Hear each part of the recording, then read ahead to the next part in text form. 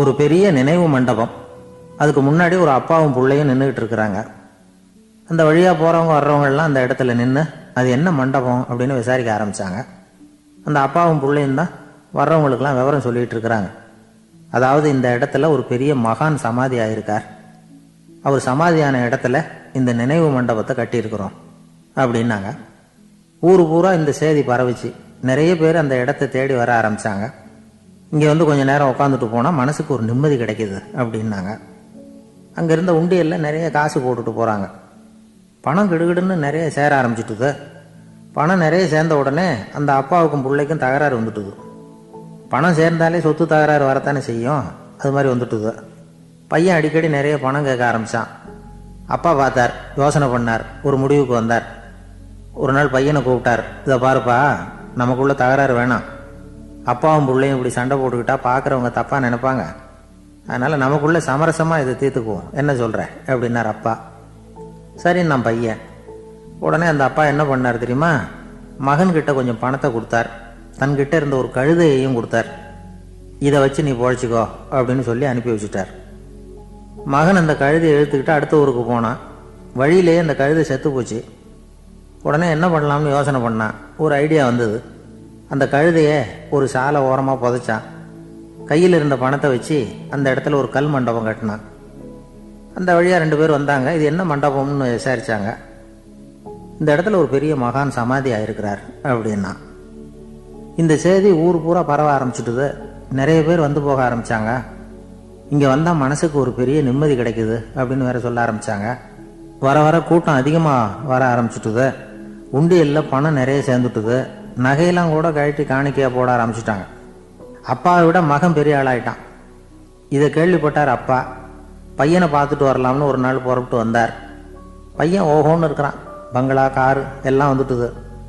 எப்படிடா இந்த அளவுக்கு ஆனே அப்படின்னு விசாரித்தார். அப்பா, எல்லாம் உங்கள் ஆசீர்வாதம் தான். நீங்கள் கொடுத்த மூலதனத்தை வச்சு தான் இவ்வளவும் சம்பாதிச்சேன் அப்படின்னு நான் பையன். அது எப்படிறான்னு விசாரித்தார். அப்பா, நீங்கள் ஒரு கழுதை குட்டியும் கொஞ்சம் பணமும் என்கிட்ட கொடுத்து அனுப்பி வச்சிங்க. அதை எடுத்துக்கிட்டு வந்தேன். வர்ற வழியில் அந்த கழுதை செத்து போச்சு. உடனே யோசனை பண்ணேன்.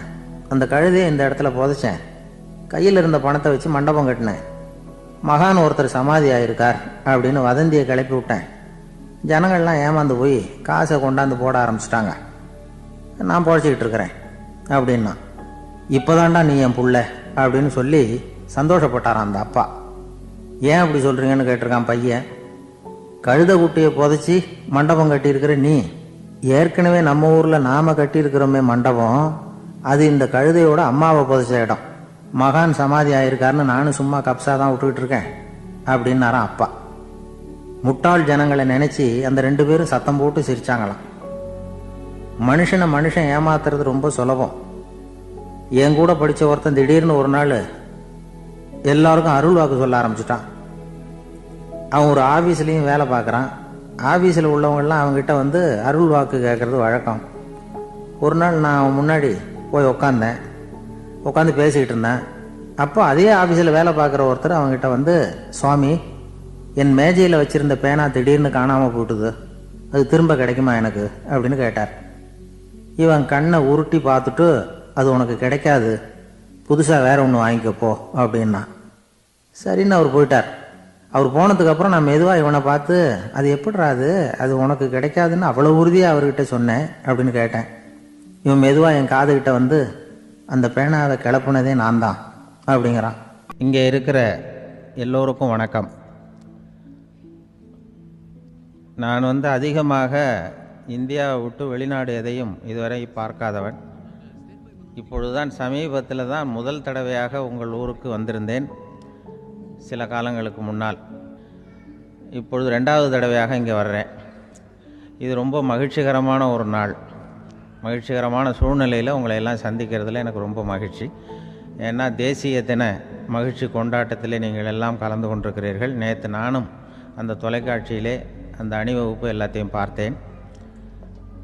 எந்த அளவுக்கு ஒற்றுமையாக செயல்பட்டால் எதையும் வெல்லலாம் அப்படிங்கிறதுக்கு ஒரு உதாரணமாக இந்த நாட்டில் இருக்கிற நீங்கள் எல்லாம் உழைத்து கொண்டிருக்கிறீர்கள். அது எனக்கு ரொம்ப மகிழ்ச்சி. இப்படி ஒற்றுமையாக இருந்தால் எவ்வளோ பெரிய வியாதியை கூட விரட்டி போடலாம் அப்படிங்கிறது மாதிரி நிரூபித்திருக்கிறீர்கள். அதனால் உங்களெல்லாம் சந்திக்கிறதுல எனக்கு ரொம்ப மகிழ்ச்சி. எனக்கு இது மாதிரி இவ்வளவு பெரிய கூட்டத்தில் என்னோடு வந்திருக்கிற பெரியவர்கள் பேசி பழக்கம். நான் அதிகமான கூட்டத்தில் பேசி பழக்கம் இல்லை. ஆனால் ரேடியோவில் ஒரு 20-25 வருஷம் பேசியிருக்கிறேன். அதனால் எனக்கு எதிரில் கூட்டமே இல்லாமல் பேசி தான் பழக்கம். அது வெறும் மைக்கு மட்டும் இருக்கணும், எதிரில் யாரும் இருக்கக்கூடாது. அப்படியே ரேடியோவில் பேசி பழக்கப்பட்டதுனால ஒரு பெரிய பிரம்மாண்டமான கூட்டத்தை பார்த்தது எனக்கே ஒரு மாதிரியாக இருக்குது. அதனால் கூட்டம் இல்லாமல் எனக்கு இப்போ கூட நீங்கள் எல்லோரும் எழுந்திரிச்சு வெளியில் போயிட்டால் ரொம்ப நல்லா பேசுவேன். நீங்கள் வெளியில் இருந்துட்டு கேட்கணும், ஏன்னா அப்படியே பழகி போச்சு. இருந்தாலும் இதில் எனக்கு என்னென்னா, இப்போ தமிழ்நாட்டில் நான் பலதரப்பட்ட கூட்டத்தில் பேசி சமீப காலத்தில் பேசியிருக்கிறேன். இந்த எல்கேஜி யூகேஜி படிக்கிற குழந்தைகள் முன்னாடி என்ன பேச சொல்லுவாங்க, எல்கேஜி யூகேஜி அந்த குழந்தைகள். அப்போ நான் எப்போ முடிக்கணுங்கிறது எனக்கு தெரியும், ஏன்னா அதுக்கு ஒரு அறிகுறி. அந்த குழந்தை என்ன பண்ணோம்னா மொதல் வரிசையில் இருக்கிறது அப்படி தரையை கீறும். கேச்சுன்னா அது போதும் அப்படின்னு அதுக்கு முடிச்சுக்கோன்னு அர்த்தம். அதை பார்த்து தான் நான் முடிச்சுக்கிறது வழக்கம். கொஞ்சம் பெரிய ஹைஸ்கூல்னால் யாராவது பசங்க 2-3 பேர் கொட்டாவி விடுவாங்க, அதை பார்த்து அதை முடிச்சுக்கிறது வழக்கம். கல்லூரின்னா விசில் அடிப்பாங்க யாராவது 1-2 பேர்.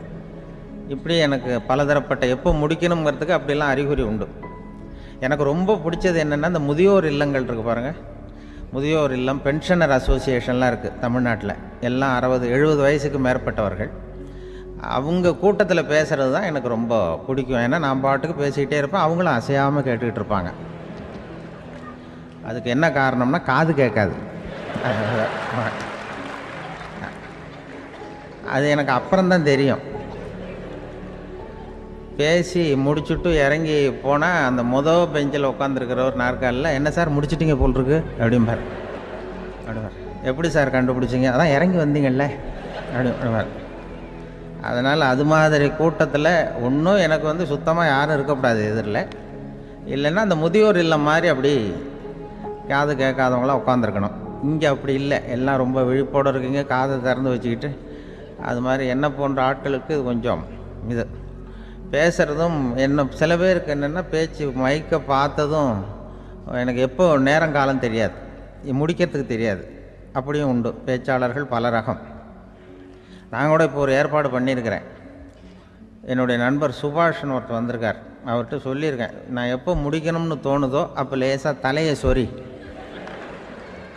நான் முடிச்சுக்கிறேன். என்ன கடிகாரமும் கிடையாது, ஒன்றும் கிடையாது, நான் எப்போ ஆரம்பிக்கிறேன் எப்போ முடிக்கிறேன்னு தெரியாதுன்னு சொன்னேன்.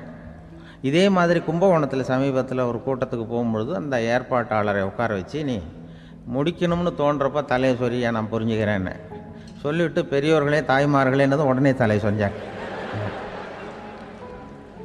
என்னையா அது உள்ளேன்னா, இல்லை இது தலை அரிக்குது அதனால் சொல்லிடுறேன், நீ அது வேறு மாதிரியாக சொல்லுவேன்னு சொன்னார். அப்படி ஒருத்தர் ஏற்பாடு பண்ணி உட்கார வச்சுருக்கேன் எதிரில். அவர் இன்னும் தலைக்கு கையை கொண்டு போகல, இந்த முதல் வரிசையில் உட்கார வச்சுருக்கிறேன். ஏன்னா இந்த பேசுகிறவங்களுக்கு அந்த கூட்டம் பார்த்துட்டா முடிக்கிறது எப்போ முடிக்கிறது என்ன எதுன்னு தெரியாது. அது ஒரு பேச்சாளர் அவர் பாட்டு பேசிகிட்டே இருந்தாராம், ரொம்ப நேரம் பேசிகிட்டு இருந்திருக்கார்.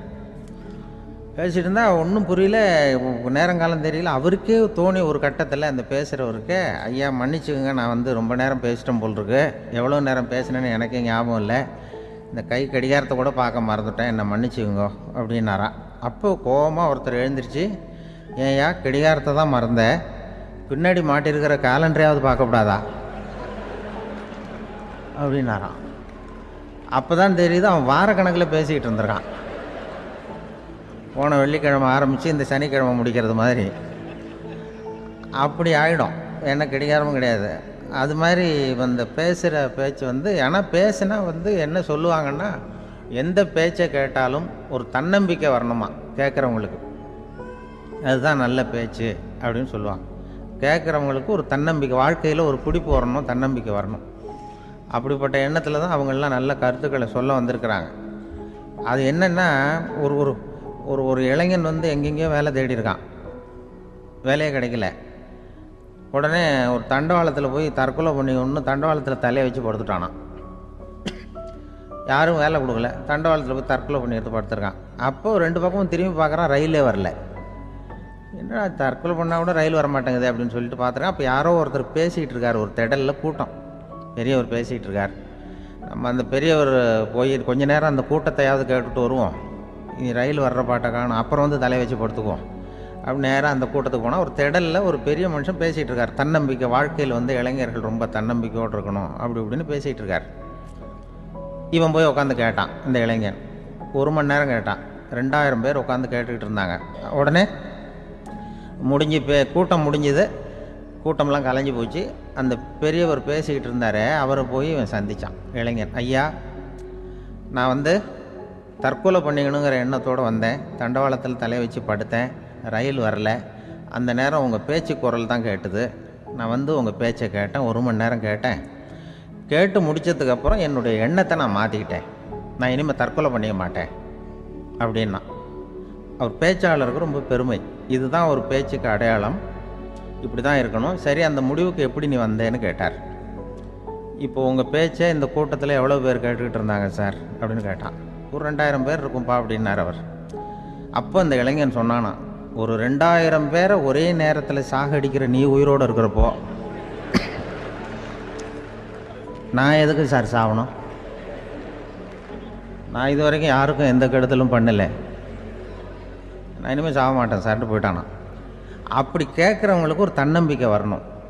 அது வந்து எப்படியோ வந்தால் போகிறோம். இப்போ எங்கள் பேச்சை கேட்டுவிட்டோம், அந்த ரகத்தில் வந்தாலும் சரி தான். வாழ்க்கையில் ஒரு பிடிப்பு வரணும் அப்படிங்கிறது தான் ஒரு சிறந்த பேச்சுக்கு அடையாளம்னு சொல்லுவாங்க. அப்படி வந்து அது பண்ணுறது. இதில் என்னென்னா, இந்த மனிதனுக்கு வந்து அந்த சிரிப்பு இருக்குது பாருங்கள், அதை பற்றி சொல்லுவாங்க. நகைச்சுவை, குடும்பத்தில் வந்து நகைச்சுவை உணர்வு இருந்ததுன்னா குழப்பமே வராதுன்னு சொல்லுவாங்க. பேச்சாளர்கள் என்னென்னா, சில பேர் தெளிவாக, அதாவது தெளிவாக பேசி குழப்புறவங்க இருக்கிறாங்க, குழப்பமாக பேசி தெளிவுபடுத்துகிறவங்க இருக்கிறாங்க. அப்படிப்பட்ட பேச்செல்லாம் உண்டு. குழப்பமாக பேசி தெளிவுபடுத்துறது யாருன்னா சித்தர்கள். நம்ம பழைய சித்தர் பாட்டெல்லாம் பார்த்திங்கன்னா படிக்கிறதுக்கு குழப்பமாக இருக்கும், ஆனால் அது கருத்து தெளிவாக இருக்கும். அதுதான் குழப்பமாக பேசி தெளிவுபடுத்துகிறவரெல்லாம் பழைய நம்ம சித்தர்கள். தெளிவாக பேசி குழப்புறவங்க இருக்கிறாங்க சில பேச்சாளர்கள். இருக்கான். ஒருத்தன் ஆடு மேய்ச்சிக்கிட்டு இருந்தானா, ஒரு ஆடு மேய்ச்சிக்கிட்டு இருந்திருக்கிறான் ஒரு திடலில். அந்த ஆடு மேய்க்கிற அந்த ஆள் வந்து ரொம்ப தெளிவாக பேசணும்னு நினைக்கிறவன். அவர்கிட்ட போய் கேட்டிருக்கான். அந்த ஆள்கிட்ட போய் ஒருத்தன் கேட்டான், மந்தையில் எத்தனை ஆடுப்பா இருக்குது அப்படின்னா. அப்போ அவன் சொன்னான், ஆடு மேய்க்கிறவன், சார் எதையும் தெளிவாக கேட்கணும், நீ கருப்பாட்டை கேட்குறியா வெள்ளாட்டை கேட்குறியா அப்படின்ட்டுருக்கான். கருப்பாடு அது ஒரு 50 இருக்குது அப்படின்னா. சரி, வெள்ளாடு எத்தனை இருக்குது அப்படின்னா, அதுவும் 50 தான் இருக்குது அப்படின்ட்டுருக்கான். இன்னும் ரெண்டும் ஒரே ஆன்சர் தானே சொல்கிறான் அப்படின்னு சொல்லி, சரி இந்த ஆடெல்லாம் எவ்வளவு புல் சாப்பிடும் ஒரு நாளைக்கு சார்? மறுபடியும் தெளிவாக கேளுங்க, கருப்பாடா வெள்ளாடா? கருப்பாடு அப்படின்னா 10 கிலோ சாப்பிடும். சரி, வெள்ளாடு அதுவும் 10 கிலோ சாப்பிடும். ரெண்டுக்கும் அதே தான் சொல்கிறான். சரிப்பா, இது எல்லாம் எவ்வளவு பால் கறக்கும் இந்த ஆடெல்லாம்? சார் திருப்பி திருப்பி சொல்ல, தெளிவாக கேளுங்க, கருப்பாடா வெள்ளாடான்னா? கருப்பாடு தினம் 5 லிட்டர் கறக்கும், வெள்ளாடு அது 5 லிட்டர் தான் கறக்கும் அப்படின்னா. இப்படியே இவன் தெளிவாக பேசி இவன் என்ன சொல்லிட்டு வரான்னு தெரியல. ரெண்டும் ஒரே ஆன்சர் தான், அப்புறம் எதுக்கு பிரித்து பேசுகிற, ரெண்டும் ஒன்று தாடா சொல்கிறேன்னு இருக்காரு. அப்படி இது ஆரம்பத்திலே கேட்டால் சொல்லிட்டு போகிறேன். ஏன்னா ஏன் அப்படி தெளிவாக பிரித்து கேட்குறேன்னா, அந்த கருப்பாடெல்லாம் எதிர்த்த வீட்டுக்காரனுக்கு சொந்தம் அப்படின்னா. சரி, வெள்ளாடு அதுவும் எதிர்த்த வீட்டுக்காரனுக்கு தான் சொந்தம் அப்படின்னா. இப்போ என்ன பேசினா தெளிவாக பேசி குழப்பிக்கிட்டு இருக்கான்னு அர்த்தம். இப்போ எதுக்கு இந்த அறிகுறியை சொல்கிறேன்னா, நான் பேசுகிறது கூட அப்படி தான் இருக்கும். ஏன்னா குழப்பமாக பேசி தெளிவுபடுத்துகிறவர்கள் பின்னாடி வராங்க, அவங்க கொஞ்சம் அவங்க. அதனால் நம்மளால் முடிஞ்ச வரைக்கும் கொஞ்சம் தெளிவாக பேசி உங்களை குழப்பி வச்சோம்னா அவங்க வந்து பின்னாடி பார்த்துக்குவாங்க. அதுதான்.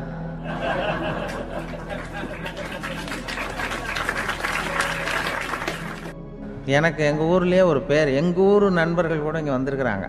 எங்கள் ஊரில் இருக்கிறவங்க இந்த ஊரில் வேலை பார்க்குறாங்கங்கிறது எங்கள் ஊர் பக்கத்து ஊர் இப்போ தான் தெரியும். வந்த பிறகு நண்பர்கள்லாம் வந்து பார்த்தாங்க. எங்கள் ஊர் பையங்கள்லாம் இங்கே இருக்கிறாங்கங்கிறது எனக்கு இப்போ தான் தெரியும். எங்கள் ஊரில் அவங்களுக்கு தெரியும் எனக்கு பேர் என்னென்னா, எல்லாம் நல்லா செய்வேன், கொஞ்சம் பொய் சொல்லுவேன் அப்படிம்பாங்க. அதுக்கு இப்போவும் சொல்லுவாங்க. எங்கள் ஊரில் ஒரு பெரியவர் கேட்டார், உனக்கு சின்ன வயசுலேயே உனக்கு ரேடியோவில் வேலை கிடைக்கும்னு எனக்கு தெரியும்ப்பா அப்படிம்பார் ஒரு தாத்தா. அது எப்படி தாத்தா உங்களுக்கு தெரியும், அவ்வளோ தீர்க்க தரிசனமா? இல்லை இல்லை, நீ சின்ன வயசில் கூட ஒரு பொய்யை கூட நிஜ மாதிரி பேசுவேன், அதனால தான் உனக்கு அங்கே வேலை கிடச்சிது அப்படின்னு சொல்லுவாங்க. அது மாதிரி இந்த பொய் சொல்கிறதுல கொஞ்சம் அதுதான் என்கிட்ட உள்ள குறையை தவிர, கொஞ்சம் பொய் சொல்லுவேன், வேறு மற்றதெல்லாம் தெளிவாக இருக்கும். இதுவே சொன்னாராம். அதாவது கடவுள்கிட்ட போய் புகார் பண்ணாங்களாம். கடவுள்கிட்ட போய் ஒருத்தர் புகார் பண்ணியிருக்கிறார், நீ படைத்த மனுஷன்லாம் பூலோகத்தில் பொய் சொல்கிறாங்க, ரொம்ப எல்லாரும் பொய் சொல்கிறாங்க, நீ படைத்த மனுஷன் சரியா இல்லை அப்படின்னு கடவுள்கிட்ட போய் புகார் பண்ணாங்களாம். அப்போ கடவுள் சொன்னாராம், என்னை யாரும் ஏமாற்ற முடியாதுப்பா, நான் வந்து அதுக்கு ஒரு ரிமோட் கண்ட்ரோல் மாதிரி ஒன்று வச்சுருக்கேன், இங்கே பாரு, எதிர்த்தாவில் பாரு, என்ன தெரியுது அப்படின்னா பிரம்மாண்டமான செவுரு, அதில் லட்சக்கணக்கான எலக்ட்ரிக் பல்புலாம் சொருவிருக்கு, அதெல்லாம். அப்போ கடவுள் சொன்னாராம், புகார் சொன்னவனை கூப்பிட்டு, இதை பாருப்பா, எலக்ட்ரிக் பல்பு, பூலோகத்தில் நாம் படைத்த மனிதர்கள் யாராவது பொய் சொன்னால் இங்கே விளக்கு எரியும், எந்த ஏரியாவில் எவ்வளவு விளக்கு எரியுது அப்படிங்கிறத பார்த்து நான் கண்டுபிடிச்சிருவேன், நான் படைத்த மனிதர்களை என்னை ஏமாற்ற முடியாது, எவ்வளவு பேர் எங்கே பொய் சொல்கிறாங்கிறது இந்த விளக்கை பார்த்து கண்டுபிடிச்சிருவேன் நான் கடவுள். இப்படி சொல்லிகிட்டு இருக்கும்பொழுது எல்லா விளக்கம் எரிஞ்சுதான். அப்போ புகார் பண்ணவங்க கேட்டிருக்கான், இது ஏதாவது ஒயரிங்கில் கோளாறாக இருக்குமா சார், இது ஏன் இப்படி எல்லாம் எரியுது அப்படிங்கிறப்ப கடவுள் சொன்னாராம், இல்லை இப்போ இப்போ வந்து சிங்கப்பூரில் தென்கட்சி சுவாமிநாதன் பேசிக்கிட்டு இருக்காரு, இன்னும் ஒரு 15-20 நிமிஷத்தில் சரியாக போடும் அப்படின்னாராம். அப்படி சொல்லுவாங்க என்னை பற்றி கொஞ்சம் பொய் சொல்கிறதுங்கிறது, அதுக்காக உங்ககிட்ட வந்து பொய் சொல்ல முடியாது. நான் பொய் சொல்கிறதுனா அந்த முன்னாடி சொன்னேன் முதியோர் இல்லம், அங்கே வேணால் சொல்லலாம், எதை சொன்னாலும் கேட்க போகிறதில்ல, அப்படி சொல்லலாம். ஏன்னா இப்போ இதில் என்னென்னா, இவங்க ஐயாக்கெல்லாம் இங்கே வந்ததும் பெரியவங்கள்லாம் சொன்னாங்க, முஸ்தபா சார்லாம் சொன்னார், இங்கே வந்து முன்னாடிலாம் எங்கள் மனிதர்கள் எந்த அளவுக்கு இப்போ வந்து ரொம்ப ஆக்கப்பூர்வமாக வளர்ந்துருக்கிறார்கள்.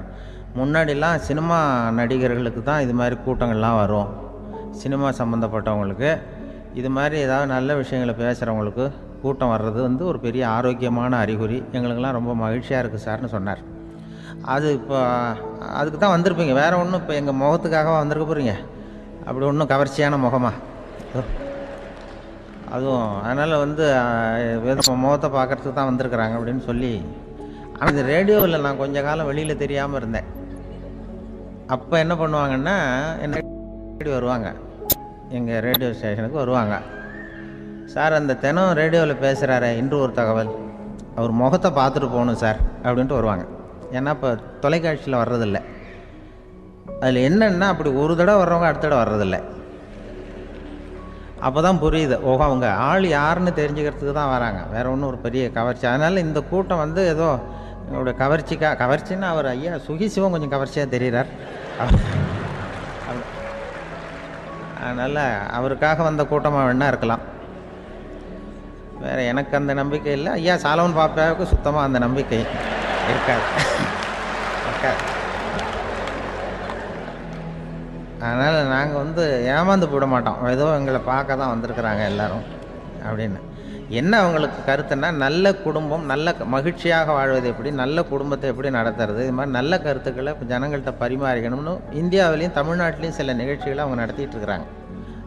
என் கூட வேலை பார்க்குறப்போ ஒரு அம்மா இருந்தாங்க, அவங்க எப்போதும் அவங்க வீட்டுக்காரர் படத்தையே வச்சுருப்பாங்க, கையில் பத்திரமா வச்சுருப்பாங்க, அவ்வளவு மரியாதை மதிப்புன்னு சொல்லி நாங்கள்லாம் அவங்கள பெருசாக நினைப்போம். இது எதுக்குமா அவங்க வீட்டுக்காரர் படத்தை பத்திரமா இல்லை கையிலேயே வச்சுருக்கீங்களே, ஆஃபீஸுக்கெல்லாம் எடுத்துகிட்டு வந்து வச்சு அடிக்கடி எடுத்து பார்த்துக்குவாங்க, அவ்வளவு பிரியமாக அவங்க வீட்டுக்காரர் இல்லை. ஆமாம், எனக்கு வந்து ஏதாவது பிரச்சனை வந்துவிடுதுன்னா உடனே எங்கள் வீட்டுக்காரர் படத்தை எடுத்து பார்ப்பேன். பரவாயில்லையே இப்படி ஒரு இதாக, ஆமாம் இதை பார்த்துட்டு நினச்சிக்குவேன், இதை விட பிரச்சனை வேறு என்ன இருந்துட போகுது உலகத்தில் அப்படின்னு நினச்சிக்குவேன், உடனே எனக்கு எல்லாம் போயிடும் அப்படின்ட்டு தான். அப்படி ஒரு அம்மா இருந்தாங்க, இப்போ இருக்காங்க, வேலை பார்த்துக்கிட்டு இருக்காங்க. அப்படிலாம் இங்கே இருக்கிற தாய்மார்கள் பெண்கள் யாராவது அப்படி கூட பண்ணலாம். எப்போதுமே உங்கள் வீட்டுக்காரர் படத்தை கையில் வச்சுக்கோங்க, அது ஒரு யோசனை, குடும்பம் குதூகலமாக இருக்கிறதுக்கு அது ஒரு யோசனை. அதே மாதிரி இவங்களும் அவங்க படத்தை வச்சுக்கலாம், வச்சுக்கிட்டு பிரச்சனை வரும்பொழுது பார்த்துக்கணும், இதை விட நமக்கு என்ன வந்துட போகுது பெருசாக அப்படி தான் இருக்கணும். குடும்பம் வந்து நல்லபடியாக இருக்கணும்னா அதுக்கு இப்போ சொல்லுவாங்க, கடவுளே வந்து ஒரு வீட்டு கணவன் வீட்டு தலைவர் கனவுல வந்தாராம். கடவுள் வந்து இது மாதிரி உன்னை விட்டுட்டு உங்கள் குடும்பத்தை உன்னையெல்லாம் விட்டுட்டு போக போகிறேன்னா, அதனால் ஏதாவது வர வேணும்னா கேட்டு போய் வாங்கிக்கோ அப்படின்னு கடவுள் சொன்னாராம் அந்த குடும்ப தலைவர்கிட்ட. அவருக்கு என்ன கேட்குறதுன்னு புரியல, கடவுள் வந்து விட்டுட்டு போகிறேங்கிறாரு, ஏதாவது வரம் கேட்டுக்கோ அப்படின்னு நம்ம என்ன பண்ணுறது, என்ன கேட்குறதுன்னு ஒன்றும் புரியல, குழம்பிக்கிட்டு இருந்தான் அந்த ஆள் கனவுல. இப்போ கடவுள் சொன்னாரா, சரி நீ ரொம்ப குழப்பமாக இருக்க, நாளைக்கு மறுபடியும் உன் கனவுல வரேன், அதுக்குள்ளே நீ முடிவு பண்ணி வை, உனக்கு என்ன வரம் வேணுமோ கேட்டு வாங்கிக்கோ, உனக்கு வரம் கொடுத்துட்டு நான் போயிடுறேன், உன்னை விட்டுட்டு போகிறதா நான் முடிவு பண்ணிட்டேன் அப்படின்ட்டுருக்காரு கடவுள். சரி, ஒரு நாள் அவகாசம் கொடுங்க, நாளைக்கு நான் அதுக்குள்ளே முடிவு பண்ணி வைக்கிறேன்ட்டு அவர் வந்தார். மறுநாள் முழிச்சுக்கிட்டார். முழிச்சுக்கிட்டு மனைவி மகன் மக்கள் எல்லாரையும் கூப்பிட்டார், குடும்பத்தில் எல்லாரையும். அப்படி வாங்க, இது மாதிரி நேற்று கனவுல வந்தார் கடவுள், நம்மளை விட்டுட்டு போக போகிறாராம், என்ன வரம் வேணும்னு கேட்டு வாங்கிங்கோ அப்படின்னு இப்போ சொல்லிட்டார். என்ன கேட்குறதுன்னா அப்படின்னு அந்த கணவன் கேட்குறான். இந்த மனைவி சொல்கிறாங்க, என் உடம்பு பூரா நகையாக இருக்கணும் அப்படின்னு கேள் அப்படின்ட்டுருக்கு. அதுக்குள்ளே அந்த ஒரு பொண்ணு ஓடி வந்து, அப்படிலாம் கேட்காதப்பா கடவுள்கிட்ட, இப்போ இருக்கிற சொத்து எவ்வளோ இருக்கோ அதுபோல் இன்னொரு பங்கு வேணும்னு கேள் அப்படின்னு. அந்த பையன் வந்து அவன் வேறு சொன்னான், அவன் அது நமக்கு வந்து இது போல் ஒரு 10 பங்காவது வேணும், 2 பங்களா கார் வேணும் அப்படின்னு அவன் ஒரு லிஸ்ட்டை கொடுத்தான். இவர் என்ன கேட்குறதுன்னு முடிவு பண்ணுறதுக்குள்ள அங்கே வேலை செய்கிற அம்மா, ஒரு வயசான அம்மா வந்திருக்கு, வேலை செய்கிற அம்மா. அது வந்து சொல்லிச்சான் இவர்கிட்ட, தப்பாரு கடவுள்கிட்ட அப்படிலாம் கேட்காதப்பா, நாளைக்கு வரும்பொழுது என்ன வர வேணும்னா எங்கள் குடும்பத்தில் எல்லாரும் அன்பாக இருக்கணும், பாசமாக இருக்கணும்னு கேட்டு வாங்கிக்கோ வரத்தை. அன்பு பாசம் குடும்பத்தில் எப்போதும் நிலவணும்னு கேட்டு வாங்கிக்கோ, வேற எல்லாம் நம்ம பார்த்துக்கலான்னு அந்த பெரியம்மா சொல்லிச்சான். மறுநாள் அதே மாதிரி படுத்து தூங்கினார். கடவுள் கனவுல வந்தார். வந்து கேட்கும்பொழுது இவர் சொன்னாராம், ஐயா எனக்கு வந்து எங்கள் குடும்பத்தில் நாங்கள் கணவன் மனைவி புள்ள குட்டி எல்லாம் பாசமாக இருக்கணும், அன்பாக இருக்கணும், இதுதான் எங்களுக்கு வர வேணும் அப்படின்னு கேட்டாராம். இவர் கேட்டதும் கடவுள் வந்து தலையை சொரிய ஆரம்பிச்சிட்டாராம். ஏன் என்ன யோசிக்கிறீங்கன்னு கேட்டிருக்காரு. நீங்கள் அன்பாக பிரியமாக இருந்தீங்கன்னா அப்புறம் ஏன் நான் உங்களை விட்டுட்டு போக போகிறேன், நான் ஏற்கனவே இல்லைங்கிறதுனால தான் உங்களை விட்டு போகலாம்னு முடிவு பண்ணியிருந்தேன். இப்போ நீங்கள் ஏற்கனவே பாசமாக இருந்தீங்கன்னா நான் இனிமேல் போக மாட்டேன், அதனால் ஏன் முடிவை மாற்றிக்க வேண்டியது தான், உங்கள் கூட தான் இருக்க போகிறேன்னாராம். இப்படி ஒரு கதை சொல்லுவாங்க. அதனால் ஒரு குடும்பத்தில் அந்தந்த உறவு முறைகள் சரியாக இருக்கிற வரைக்கும் எல்லாம் நல்லாயிருக்கும். அங்கே தான் அங்கே இறைவன் வாழும் இல்லம்ங்கிறாங்களே, அதுதான் அது. அதில் அந்த குடும்ப தலைவருங்கிறவர் கணவன் அப்படிங்கிறதுனால அவருக்கு தான் பொறுப்பு. அவருக்கு நிறைய சகிப்புத்தன்மை வேணும், கோபம் வரக்கூடாது, யார் என்ன சொன்னாலும் போகணும். சில கணவன்மார்கள் வந்து எது சொன்னாலும் மனைவி வந்து தட்டுறதில்லை. அங்கே போனால் போவாங்க, எதுக்கு போக சொல்கிறேன்னு கேட்குறதில்ல, போகிறது, இங்கே வான்னா வர்றது. திருவள்ளூர் மனைவி இருந்தாருன்னு சொல்கிறாங்கல்ல, அது மாதிரி. அது எப்படின்னா ஒருத்தர் சொன்னார், அது அப்படி இல்லை, அதுக்கு ஒரு கதை சொன்னார். ஹிட்லர் வந்து வந்தாராம் ஒரு தடவை, ஒரு பெரிய கப்பல் மேலே, கப்பலுடைய மேல் தளத்தில் ஹிட்லர் வந்துக்கிட்டு இருக்கார். ஒரு இங்கிலீஷ் கேப்டன் எதிரில் நிற்கிறான். அவனுக்கு பெரிய ஆச்சரியம், இந்த ஆள் எப்படி இப்படி ஒரு தனி மனிதனாக இருந்துக்கிட்டு உலகத்தையே இப்படி இந்த பாடுபடுத்துகிறார் அப்படின்னு சொல்லி, உன்னுடைய வெற்றிக்கு என்ன காரணம்னு கேட்டாராம் அந்த இங்கிலீஷ் கேப்டன். இப்போ ஹிட்லர் சொன்னாராம், என்னுடைய வெற்றிக்கு காரணம் என்கிட்ட வேலை செய்கிற ஊழியர்கள். நான் கிழிச்ச கோட்டை தாண்ட மாட்டாங்க, நான் என்ன சொல்கிறேனோ அதை உடனே செய்வாங்க, ஏன் எதுக்குன்னு எதிர்த்து பேச மாட்டாங்க, அதுதான் என்னுடைய வெற்றிக்கு காரணம் அப்படின்னு சொல்லி அதை நிரூபித்து காட்டுறேன் பார் அப்படின்னு சொல்லி கையை தட்டினாராம் ஹிட்லர். உடனே ஒரு சிப்பாய் எங்கேருந்து வந்து லெஃப்ட் ரைட்னு போட்டு வந்து சல்யூட் பண்ணி நின்னான். உடனே ஹிட்லர் சொன்னார், நீ அப்படியே இந்த கப்பல் மேல் தளத்துலேருந்து அப்படி கடலில் விழுந்து செத்து போடா அப்படின்னு பொத்துன்னு குதிச்சுட்டான். எதுக்கு சொல்கிறேன் என்ன இதில், உடனே குதிச்சு செத்து போட்டான். இவருக்கு பெரிய ஆச்சரியம் கேப்டனுக்கு. ஹிட்லர் சொன்னார், இதுதான் என்னுடைய வெற்றி காரணம், தப்பார் இன்னொருத்தனை கூப்பிட்றேன் அப்படின்னு தட்டினா இந்த பக்கத்துலேருந்து ஒருத்தன் வந்தான், லெஃப்ட் ரைட் வந்து நின்னா, நீ இப்படி குதிச்சு செத்து போடா அப்படின்னு பொத்துன்னு குதிச்சிட்டான். எதுக்கு போக சொல்கிறீங்கன்னு ஒன்றுமே கேட்கல, குதினா உடனே குதிச்சிட்டான். அப்போ ஹிட்லர் சொன்னார், இதே மாதிரி என்னுடைய ஒவ்வொரு ஊழியர்களும் இருக்கிறாங்க, நானும் ஊழியர்களை இழக்கிறதுக்கு தயாராக இல்லை, தப்பார் தயாராக இருப்பேன் எப்போதும், தப்பார் இன்னொருத்தரம் தட்டுறேன்னு இன்னொருத்தர் வந்தார். எதிர்த்தாவில் இருந்து ஒருத்தன் லெஃப்ட் ரைட் சல்யூட் அடித்தான். நீயும் குதிச்சு செத்து போடான்ருக்கார் ஹிட்லர். இவனால் பொறுக்க முடியல, இந்த இங்கிலீஷ் கேப்டன் அனாவசியமாக ஒவ்வொருத்தனாக குதிச்சுட்றானேன்னு சொல்லி ஓடி போய் அவனை குதிச்சிட்டான். குதிக்கிறதுக்கு முன்னாடி பிடிச்சி தனியாக எடுத்துகிட்டு போட்டான். தனியாக எடுத்துகிட்டு போய் அந்த சிப்பாய்கிட்ட கேட்டாரான் அந்த இங்கிலீஷ் கேப்டன், ஏன்ப்பா அந்த ஆள் குதிக்க சொல்கிறான்னா நீ ஏன் எதுக்குன்னு கேட்குறது இல்லையா, உடனே குதித்து செத்து போகிறீங்களே, இதெல்லாம் என்ன அநியாயம் அப்படின்ட்டுருக்கான் அந்த இங்கிலீஷ் கேப்டன் கையை பிடிச்சிக்கிட்டு. உடனே அந்த சிப்பாய்க்கு கோவம் வந்துட்டு தான், உடையா கையை, இவன்ட்ட வேலை பார்க்குறத விட உழுந்து செத்து போகலான்னு நான் குதிக்கிறான், என்ன அனாவசியமாக எதுக்கே இருக்க சொல்கிறேன் அப்படின்னு சொல்லி குதிச்சுட்டானா. அதனால் இந்த உடனே சொல்கிறத செய்கிறாங்க பாருங்கள், அவங்கள நம்பக்கூடாது. கணவன்மார்களுக்கு ஒரு எச்சரிக்கை, சொல்கிறத உடனே செஞ்சுருவாங்க மனைவி, நீ அங்கே போனால் போங்க வரணும் அது ஹிட்லர் மாதிரி நினைக்கிறாங்கன்னு அர்த்தம். இதுகிட்ட பேசிக்கிட்டு இருக்கிறத விட சொல்கிறத செஞ்சுட்டு போடுவோமே, அப்படி சமாளிக்கிற கணவன்மார்கள் உண்டு. குடும்பத்தில் வந்து அப்படிலாம் இருந்து சமாளிக்கிறாங்க. குடும்பத்தில் ஒருத்தர் அனுசரிப்பு தன்மைங்கிறது ரொம்ப அவசியம். கணவன் மனைவின்னா அனுசரித்து போகணும்னு சொல்லுவாங்க. அதாவது ஒரு கணவன் அதுக்காக தான் அந்த காலத்துலலாம் ஒரு வீட்டுக்கு வந்து மாப்பிள்ளை தேடுறதுங்கிறது ஒரு பெரிய குடும்பத்தை நிர்வகிக்கிற அளவுக்கு ஒரு கணவனாக வரக்கூடிய எப்படி இருக்கணும் அப்படின்னா, அந்த காலத்தில் புலி வேட்டைக்கு போகணும். ஒரு பொண்ணுக்கு மாப்பிள்ளை தேடுறதுன்னா நம்ம தமிழ் பழக்கம் என்னென்னா, காட்டுக்கு போய் ஒரு புலியை வேட்டையாடிட்டு வரணும். அந்த புலி பல்லு அல்லது நகத்தை கொண்டுட்டு வரணும் அந்த இளைஞன். அதை வந்து வீட்டில் கொடுப்பான். அதை தான் கட்டி அதை வந்து இதாக கட்டுவாங்க, மாலையாக போடுவாங்க, தாலியாக கட்டுவாங்க. அதாவது வீரம் இருக்கா பையனுக்குன்னு பார்ப்பாங்க. ஒரு பொண்ணு வேணும்னா நீ முதல்ல வீட்டுக்கு பொண்ணு கேட்க போகக்கூடாது, காட்டுக்கு போகணும், போய் புளியை கொண்டு வா, அதுக்கப்புறம் தான் உனக்கு பொண்ணு அப்படின்னு சொல்லுவாங்க. இப்போவெல்லாம் ஏன் போகிறது இல்லைன்னா, இப்போலாம் ஒருத்தனை வந்து காட்டுக்கு போய் புலிப்பல் கொண்டு வரனா புலி தான் மாப்பிள்ளையாக வரும். அதனால தான் இப்போ போகிறதில்ல யாரும் காட்டுக்கு. அப்போ வந்து பெண்களும் வந்து ரொம்ப வீரமாக இருந்தாங்க. பெண்கள் மூலம் அந்த காலத்தில் எப்படின்னா முறத்தாலேயே புலியை துரத்துவாங்களாம். நம்ம பழைய பாட்டிலெல்லாம் பார்த்துருப்பீங்க, முறத்தால் புலியை விரட்டினாங்கன்னு வரும் பழைய பாட்டு. ஒரு அந்த அளவுக்கு பெண்களுக்கு வீரம். இப்போ கல்யாணம் ஆகி இந்த காலத்தில் ஒரு கணவனை வந்து விரட்டிட்டு வந்தாங்களாம் முறத்தை எடுத்துக்கிட்டு. ஒரு மனைவி அவன் பயந்துட்டு வெளில ஓடி வரான், பின்னாடி முறத்தை எடுத்துகிட்டு அந்த அம்மா ஓடி வருது. இவனை தனியாக பிடிச்சி கொண்டு போய், என்னப்பா இந்த மனைவிட்டு இப்படி பயந்து ஓடி வரிய, முறத்தால் துரத்துறா இப்படி வரிய அப்படின்னு தான். அவன் அப்படியே தடுமாறிக்கிட்டு, அதெல்லாம் ஒன்றும் இல்லை, அவன் என்ன புலியாக நினைக்கிறா அப்படின்னு ஒரு பெருமையாக சொல்லிட்டானான். அந்த காலத்தில் புலியை தான் முறத்தால் விரட்டினாங்க, இப்போ புருஷனை விரட்டுறாங்க அப்படின்னு சொல்லி.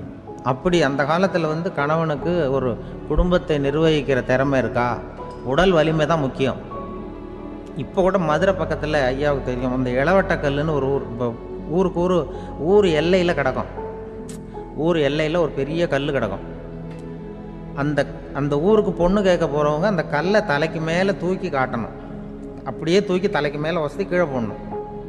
அந்த வலு இருந்தால் தான் நீங்கள் அந்த ஊருக்குள்ளேயே போகலாம், பொண்ணு கேட்குறதுக்கு போகலாம். இல்லைன்னா நீ திரும்பி போக வேண்டியதான். அந்த வலிமை இருக்கா மாப்பிள்ளைன்னு பார்க்குறாங்க. இளவட்டக்கல்லுன்னு பேர்.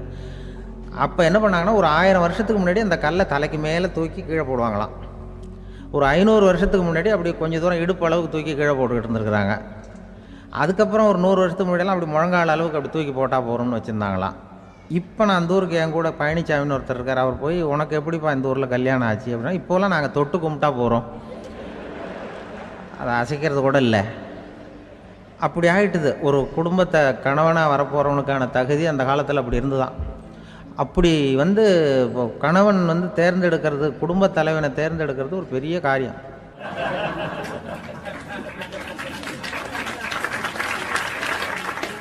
ஒரு பெரிய செல்வந்தர் போட்டி வச்சாராம், ஒரு நீச்சல் குளம், அதில் யார் வேணாலும் குதித்து அந்த பக்கம் போய் கரையேறலாம். அந்த நீச்சல் குளத்தில் விஷப்பாம்புலாம் கிடக்கு. யார் துணிஞ்சி அந்த விஷப்பாம்பு இருக்கிற குளத்தில் குதித்து அந்த பக்கம் போய் கரையேறானோ அவனுக்கு ஒரு 100 ஏக்கர் நிலம் கொடுப்பேன். அது வேண்டான்னா ஒரு 1000 ஆடு கொடுப்பேன். அதுவும் வேண்டான்னா என் பொண்ணை கொடுப்பேன் அப்படின்னு போட்டி வச்சார். அதான் மாப்பிள்ளையை தேர்ந்தெடுக்கிறதுக்கு அவர் ஒரு வழி, நீச்சல் குளத்தில் குதிச்சு கரையேறணும். இப்போ அந்த ஊரில் இருக்கிற இளைஞர்கள்லாம் வந்து பார்க்குறாங்க அந்த குளத்தில் குதிக்கணும்னு. ஆனால் குளத்தில் வெறும் விஷப்பாம்புலாம் கிடக்கு. இது என்ன பண்ணுறதுன்னு பார்த்தா யாருமே குதிக்கிறதுக்கு தைரியம் வரல. திடீர்னு ஒருத்தன் துணிஞ்சு குதிச்சான், படபடன்னு அடிச்சுட்டு போய் அந்த பக்கம் கரையேறிட்டான். கரையேறின உடனே பரவாயில்லையே ஒரு ஆள் வந்துட்டான்னு சொல்லி அவனை அந்த இளைஞனை போய் பிடிச்சிட்டு வந்தாங்க.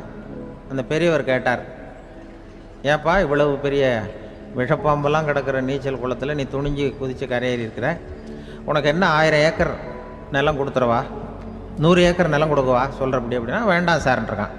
ஓஹோ அப்படின்னா ஒரு 1000 ஆடு வேணுமா உனக்கு அப்படின்னா, அதுவும் வேண்டாம் சார். ஓ அப்படின்னா என் பொண்ணு வேணுமா அப்படின்னா, அதுவும் வேண்டாம் சாருங்கிறான். அப்புறம் எதுக்குடா குதிச்சுன்ட்டு, என்ன உனக்கு என்ன தான் வேணும் அப்படின்னு கேட்டிருக்கார்.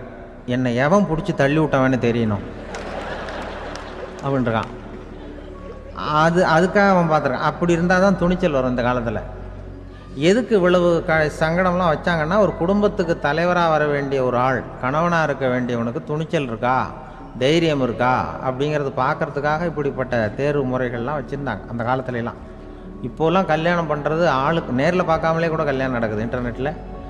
இப்போ சர்டிஃபிகேட் கேட்குறாங்க, நோய் நொடி இல்லாமல் இருக்காரா பார், காட்டுக்கெலாம் போக வேண்டாம், நேராக ஆஸ்பத்திரிக்கு போய் ஒரு சர்டிஃபிகேட் வாங்கிட்டு வா, உனக்கு ஒன்றும் வியாதி இல்லைன்னு ப்ரூவ் பண்ணு, அதுக்கப்புறம் பார்த்துக்கலாம், மற்றதை பேசுவோம் அப்படின்னு சொல்லி அப்படி இருக்குது நிலைமை. அதனால் குடும்பத்தில் வந்து அந்த கணவனாக இருக்கிற வேண்டியவனுக்கு பொறுப்பு அதிகம். ஏன்னா எல்லாத்தையும் அனுசரித்து போக வேண்டியதாக வந்தான். அப்படி தான் இருக்குது. அது ஒன்றுக்கு மேலே இந்த கல்யாணம் பண்ணிக்கிறாங்கல்ல, அது ரொம்ப அவஸ்தை. ஒருவனுக்கு ஒருத்திங்கிறது நம்ம இதெல்லாம் சொல்கிறது. ஒன்றுக்கு மேற்பட்ட திருமணங்கள் வந்து சங்கடத்தில் தான் கொண்டு வந்து விடும். நிறைய சொல்லுவாங்க, உலகத்திலேயே ஒரு பெரிய இது என்ன தெரியுங்களா, இயற்கை நிர்ணயம் பண்ணுது. இப்போ நம்ம சில பேருக்கு எனக்கு பொம்பளை பிள்ளை வேண்டாம் ஆம்பளை பிள்ளை வேண்டான்னு சொல்லி இந்த ஸ்கேன் பண்ணி என்னென்னவோ பண்ணிகிட்டு இருக்கிறாங்கல்ல. ஆனால் இயற்கை அந்த 50-50 ரேஷியோவை அது மெயின்டைன் பண்ணிகிட்ருக்கு.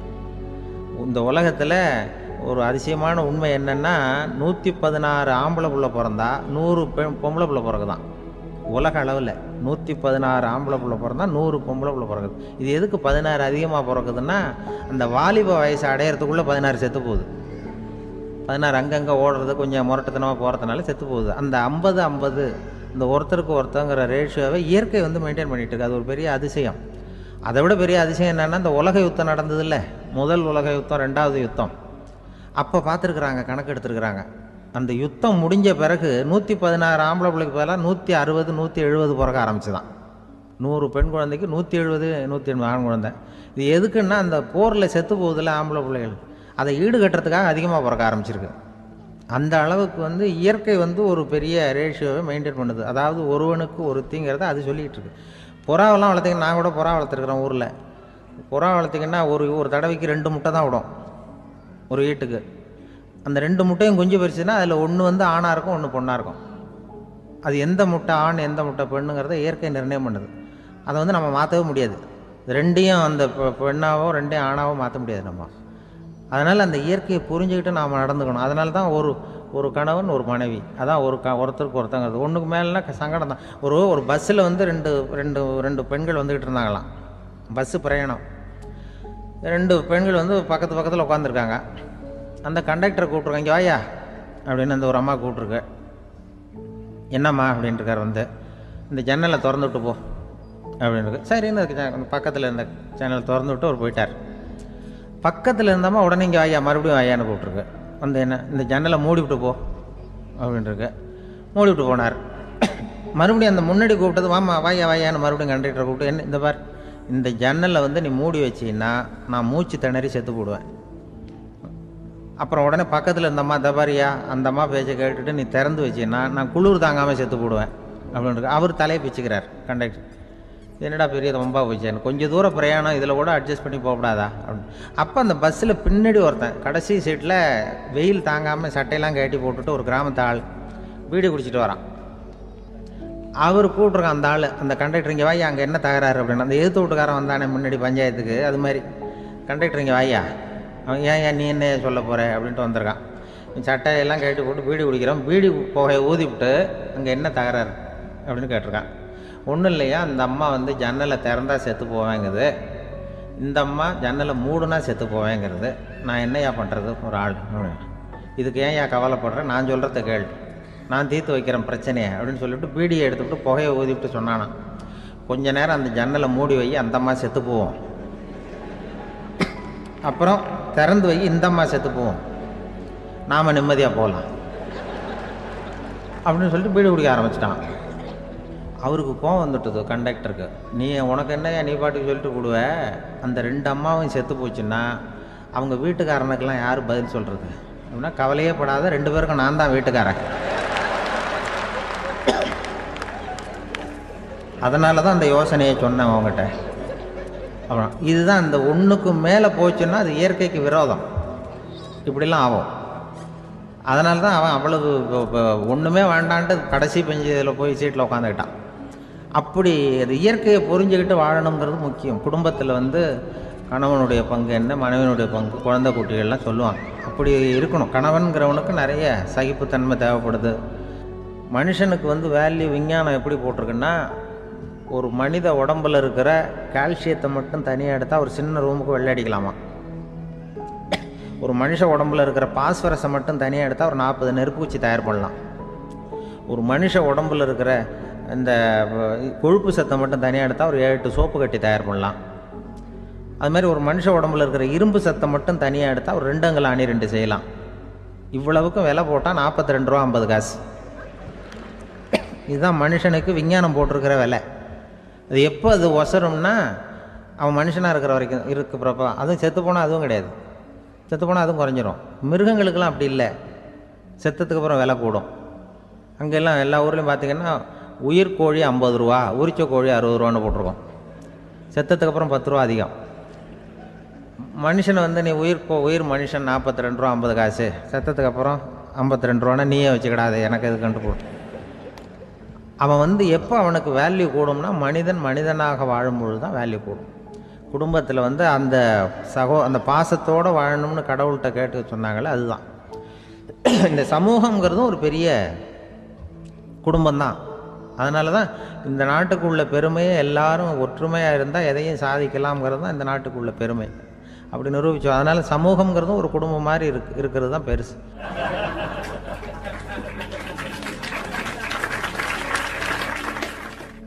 மனித நேயம்ங்கிறத பற்றி சொல்லுவாங்க. மனித நேயம் ஏன்னா ஒரு கணவனாக இருக்கணும், மனைவியாக இருக்கணும்.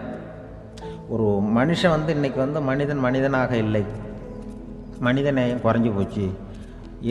குடும்ப உறவுகள்லாம் ரொம்ப மாறி போச்சுன்னு சொல்லலாம். இப்போ நாகரிகத்தில் அப்படி தான் இருக்குது. ஒரு இதில் ஒருத்தன் என்ன பண்ணியிருக்கிறான், ஒரு சின்ன பையனை கொண்டு வந்தானா. ஒரு சின்ன பையன் பக்கத்தில் இருக்கான். ஒரு பெரியவர் கேட்டிருக்கார், யாரப்பா அந்த பையன் அப்படின்னு கேட்டிருக்கார். இவன் சொன்னான்னா, இந்த பையன் எனக்கு தூரத்து உறவுன்னு இருக்கான். சரி, தூரத்து உறவுன்னா எப்படி அப்படின்னு கேட்டிருக்கான். இந்த பையன் எங்கள் அப்பாவுக்கு 8வது பிள்ளை அப்படின்னானா. கூட பிறந்தவனே அவ்வளோ தூரமாக போயிட்டான், 8வதாக பிறந்தான். அப்படி இருக்குது குடும்ப உறவுகள்ங்கிறது. இப்போ சில இதெல்லாம் இப்போ ஜாதி மத வேறுபாடெல்லாம் வந்து நம்முடைய முன்னேற்றத்தை வந்து தடுக்கும். விலங்குகள் வந்து நம்மளோட மேலானது. அதான் ஒரு ஊரில் ஒரு சிவன் கோயில் இருந்து தான். சிவன் கோயிலில் அந்த புறாவெல்லாம் வளர்ந்துக்கிட்டு இருந்திருக்கு. அந்த மாடத்தில், சிவன் கோயில் மாடத்தில் புறாவெல்லாம் குடியிருந்துருக்கு. உடனே அதுக்கு கும்பாபிஷேகம் பண்ணுறதுக்காக ஊரில் திட்டம் போட்டாங்க. சிவன் கோயிலுக்கு வெள்ளடிக்க ஆரம்பித்தாங்க. வர்ணம் பூச ஆரம்பித்ததும் அதுக்கு சாரம் கட்டுவாங்கல்ல, இந்த குச்சியெல்லாம் வச்சு சாரம் கட்டுவாங்க. உடனே இந்த புறாவெல்லாம் என்ன பண்ணிச்சான், இனிமேல் நம்ம இங்கே வெள்ளை அடிக்கிறாங்க, கும்பாபிஷேகம் வருது, நம்ம இங்கே குடியிருக்க முடியாது, எதிர்த்தாப்புல எங்கே போகலான்னு பார்த்துருக்கு. இந்த உயரம் கோபுரத்தில் இருந்த புறாவெல்லாம் எதிர்த்தாப்புல ஒரு மாதா கோயில் இருந்திருக்கு, சர்ச்சு. அங்கே சில மாடங்களில் புறாவெல்லாம் இருக்குது, சில மாடம் இருக்குது. உடனே நம்மளாம் அங்கே போடுவோம் கொஞ்சம் காலத்துக்குன்னு எல்லாம் புறப்பட்டு இந்த மாதா கோயிலுக்கு போயிடுது. அங்கே போனால் அங்கே இருக்கிற புறாவோடு சேர்ந்து இதுவும் குடியிருந்துகிட்ருக்கு. கொஞ்ச நாள் என்னாச்சு, அங்கே கிறிஸ்மஸ் வந்துட்டுது. கிறிஸ்மஸ் வந்ததும் சரி இங்கேயும் வெள்ளடிக்க ஆரம்பிக்கிறாங்க. நம்ம மறுபடியும் எங்கடா போகிறதுன்னு பார்த்தா அங்கே இருக்கிற புறாவோட சேர்ந்து இதுவும் சேர்ந்து நேராக ஒரு பள்ளிவாசல் இருந்தது. எதுக்கு அங்கே இருக்கிற மாடத்தில் போய் அங்கே குடியேறிட்டுது எல்லாம். அங்கே போனால் அங்கே ரமலான் மாதம் வந்து ரம்ஜானுக்காக அதையும் புதுப்பிக்க ஆரம்பித்தாங்க. இது என்ன பண்ணுறதுன்னு சொல்லி இந்த 3 செட்டு புறாவும் சேர்ந்து என்ன பண்ணிச்சு, எங்கே போகலான்னு பார்த்தா மறுபடியும் அதுக்குள்ளே இந்த சிவன் கோயிலில் கும்பாபிஷேகம் முடிஞ்சிருக்கு. அங்கே போடுவோம் எல்லாருன்னு சொல்லி எல்லா புறாவும் அந்த சிவன் கோயிலுக்கு வந்துட்டுது. அங்கே போய் மாடத்தில் அதை குடியிருந்துட்டுது.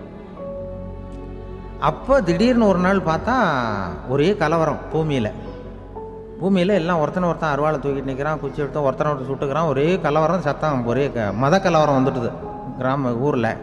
அப்போ புறாவெல்லாம் மாடத்தில் இருந்துக்கிட்டு ஒரு குஞ்சு புறா அவங்க அம்மாட்ட கேட்டு தான், இது என்ன, இந்த மனுஷனுக்கு என்னாச்சு, அவன் கத்தியை தூக்கிட்டு நிற்கிறானே அப்படின்னு கேட்டுதான். ஒரு குஞ்சு புறா அவங்க அம்மாட்ட கேட்டுதான், அம்மா புறா.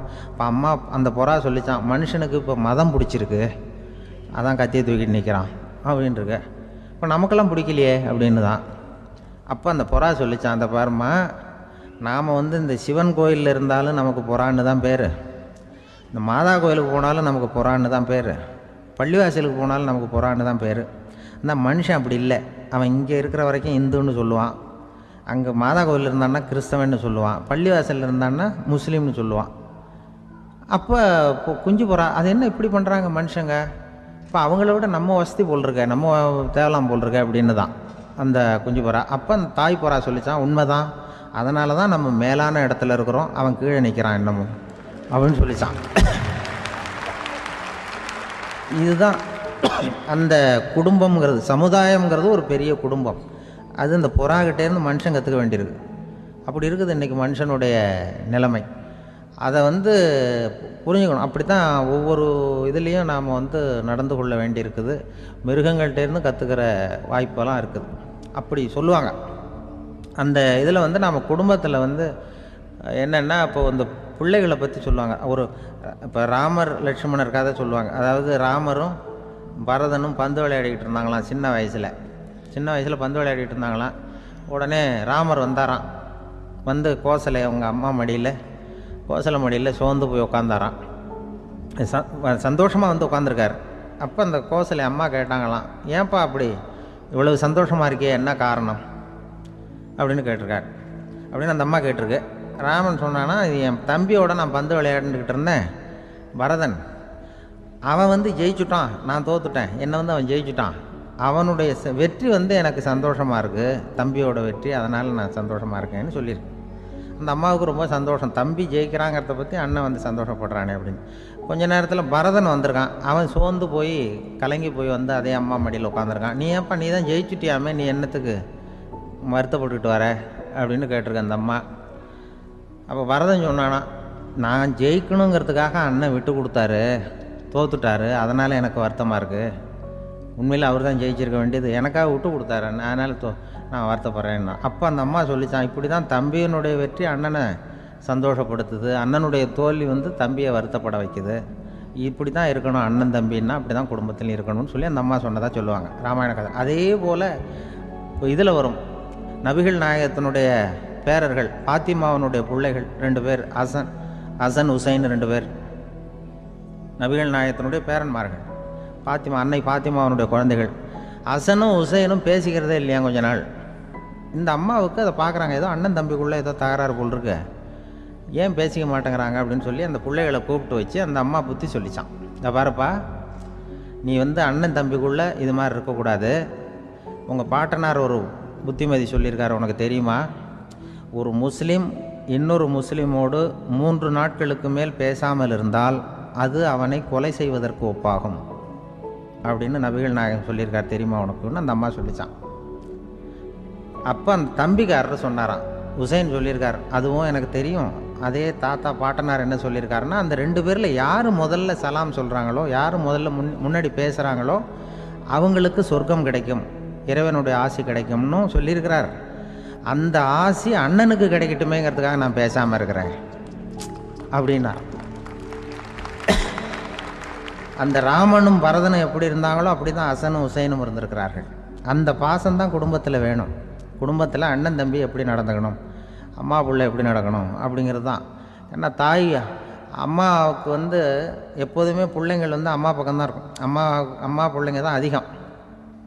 இதில் ஒரு பெரிய நீதிபதி இருந்தார் சென்னையில், உண்மையாக நடந்தது.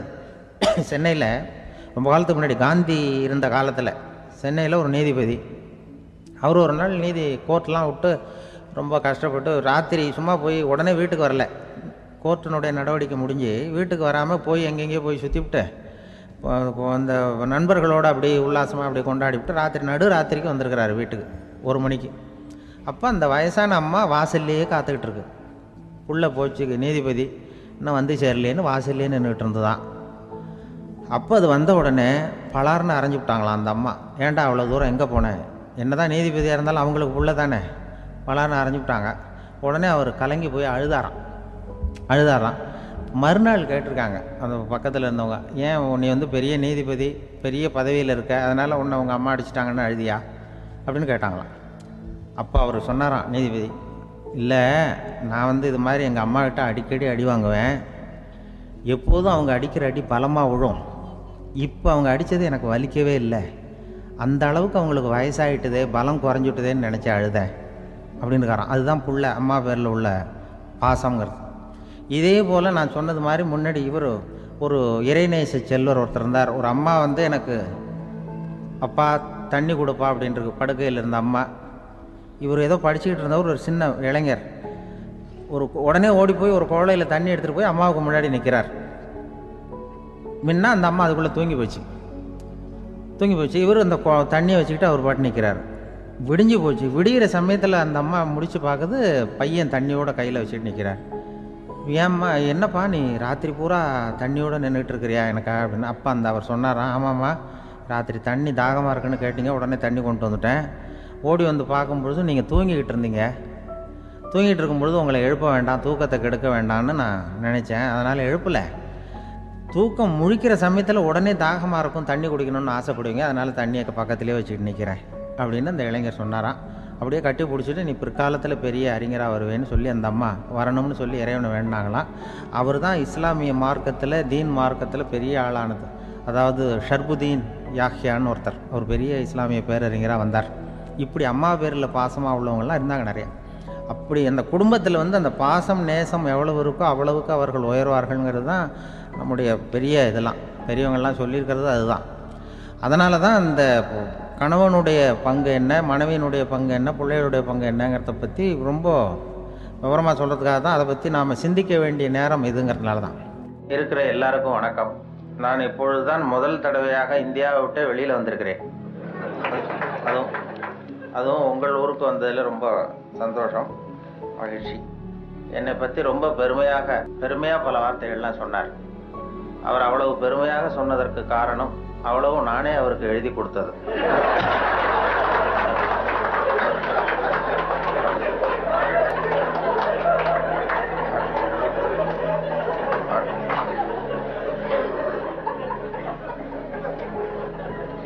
இவ்வளவு விவரமாக அவர் சொல்லுவார் என்று தெரிந்தால் இன்னும் கூட எழுதி கொடுத்திருப்பேன்.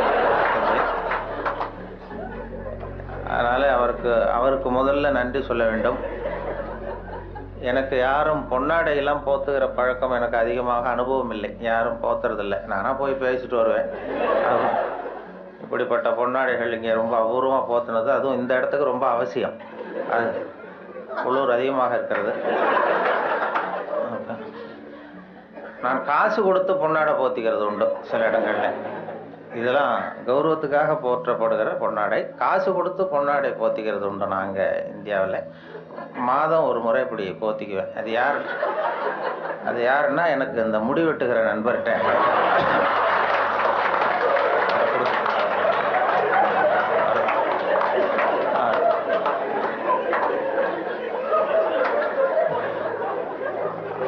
அப்படி போத்தி கொள்வது வழக்கம். அப்படிங்கிறத அவர் புரிந்து கொண்டிருப்பார்னு நினைக்கிறேன். அதுக்கு பிறகு சரி நம்ம இனிமேல் உடம்பு பூரா கடிக்கிறதுக்கு முன்னாடி வந்துடுவோம் இங்கே அப்படின்னு சொல்லி இங்கே வந்துட்டார். இங்கே தான் அவர் கடிபடாமல் இருக்கிறார். அவருடைய சிந்தனை வித்தியாசமாக நான் பார்த்து அவருடைய புத்தகத்தை எப்பொழுதுமே இது மாதிரி புத்தகம் வெளியிடுன்னா அவங்க வெளியிடுற புத்தகத்தை பரீட்சைக்கு படிக்கிறது மாதிரி படிக்கிறது. அப்போ தான் அதை பற்றி விவரமாக தெரியும்னு சொல்லி படித்து வச்சுக்குவேன். அவர் புத்தகம் அது மாதிரி ஆரம்பத்தில் சொன்னது மாதிரி செய்திகளை கவிதையாக்கி இருக்கிறார்னு சொன்னாங்களே, அது செய்திகளை கூட கவிதையாக்கலை. செய்திகள் ஏற்படுத்தின உணர்வுகளை அவர் கவிதையாக்கியிருக்கிறார். செய்தி அப்படியே கவிதையாக்கிப்பில்ல. இப்போ அது மாதிரி இப்போது ஒரு இதில் எங்கேயோ ஒரு இடத்துல பவுன் கிடைக்கிது, பூமியில் காங்கோவிலேயே எங்கேயோ பொண்ணு கிடைக்கிதுன்னு மனிதர்கள் சல்லடை போட்டு அலசுகிறார்கள்னு ஒரு செய்தி. யாரோ மண்ணில் பொண்ணு கிடைக்கிது, தங்கம் இருக்குன்னதும் மனிதர்கள்லாம் போய் கும்பலாக சல்லடை போட்டு சலிச்சுக்கிட்டு இருந்தாங்களாம். இது செய்தி. இதை இவர் பார்க்கும் பொழுது நானும் சலிச்சு பார்க்குறேன், ஒரு மனுஷன் கூட கிடைக்கலையே அப்படிங்கிறார். அது அப்படியே செய்தி ஆக்கலை. இவர் அதை தன்னுடைய உணர்வு, அதாவது தமிழில் கவிதை எழுதுறதுக்கு கொடுத்து வைக்கணும் ரொம்ப. என்ன காரணம்னா, மொழியியல் அறிஞர்கள்லாம் என்ன சொல்கிறாங்கன்னா, மொழியெல்லாம் தெரிஞ்சவங்க, மற்ற மொழிகளில் கவிதை இருக்கிறது, தமிழ் கவிதையாகவே இருக்கிறது அப்படின்னு சொன்னாங்க. அப்படி கவிதையாகவே இருக்கிற ஒரு மொழியில் கவிதை எழுதுறதுக்கு நாமெல்லாம் கொடுத்து வைக்கணும். தமிழர்களாக பிறந்ததுக்கும் கொடுத்து வைக்கணும். ஏன்னா நம்மளை விட மற்றவர்கள் நிறைய தெரிந்து வைத்திருக்கிறார்கள் தமிழை. அந்த வெளிநாடு போனவங்கலாம் சொல்லியிருக்கிறாங்க. அந்த நயாகரா போய் அமெரிக்காவில் நயாகரா பார்த்தவங்க போயிட்டு பார்த்துட்டு என்கிட்ட பேசும்போது சொல்லுவாங்க, அங்கே நயாகராவில் நல்வரவுன்னு தமிழ் எழுதி வச்சிருக்கிறாங்களாம். அவங்க போய் கேட்டிருக்கிறாங்க, எதுக்கு இந்த ஊரில் தமிழ் எழுதி வச்சிருக்கிறீங்களேன்னா, உலகத்திலே பெரிய அருவி இது, அதே மாதிரி உலகத்திலேயே பெரிய மொழி தமிழ், அதனால எழுதி வச்சிருக்கிறோம் அப்படின்னு சொன்னாங்க. அவங்களுக்கு தெரியுது. ஆனால் நம்ம ஊரில் இங்கிலீஷில் தான் எழுதி வைக்கிறோம் நம்ம. அது ஏன்னா அது இருக்கட்டும், இருந்துட்டு போட்டோம் அப்படின்னு. ஆனால் அப்படி எழுதினா தான் கௌரவமாக பார்க்குறாங்க. அதனால் அப்படி எழுத வேண்டியிருக்கு. வெளியூரில் அதே மாதிரி சில நாடுகளில், ஜப்பானில் ஒரு பல்கலைக்கழகத்தில் மோட்டோ, அதுதான் யாதும் ஊரே யாவரும் கேளிருங்கிறது அவங்களுடைய கொள்கையாக. அதை அப்படியே எழுதி வச்சிருக்கிறாங்களா, யாதும் ஊரே யாவரும் கேளிருங்க. அதை விட சர்வேயர்னு ஒரு விண்கலம் அனுப்புனாங்க செவ்வாய் கிரகத்துக்கு. சர்வேயர் செவ்வாய் கிரகத்தில் மனுஷன் இருப்பானா இல்லையான்னு சோதனை கண்டுபிடிக்கிறதுக்கு இங்கேருந்து அமெரிக்காவிலேருந்து நாசாவிலேருந்து விண்கலம் போச்சு. அப்போ என்னன்னா, அங்கே மனிதர்கள் நம்ம விட முன்னேறியவர்கள், நாகரிகத்தில் பெரியவங்கள்லாம் இருப்பாங்கன்னு ஒரு சந்தேகம் அவங்களுக்கு.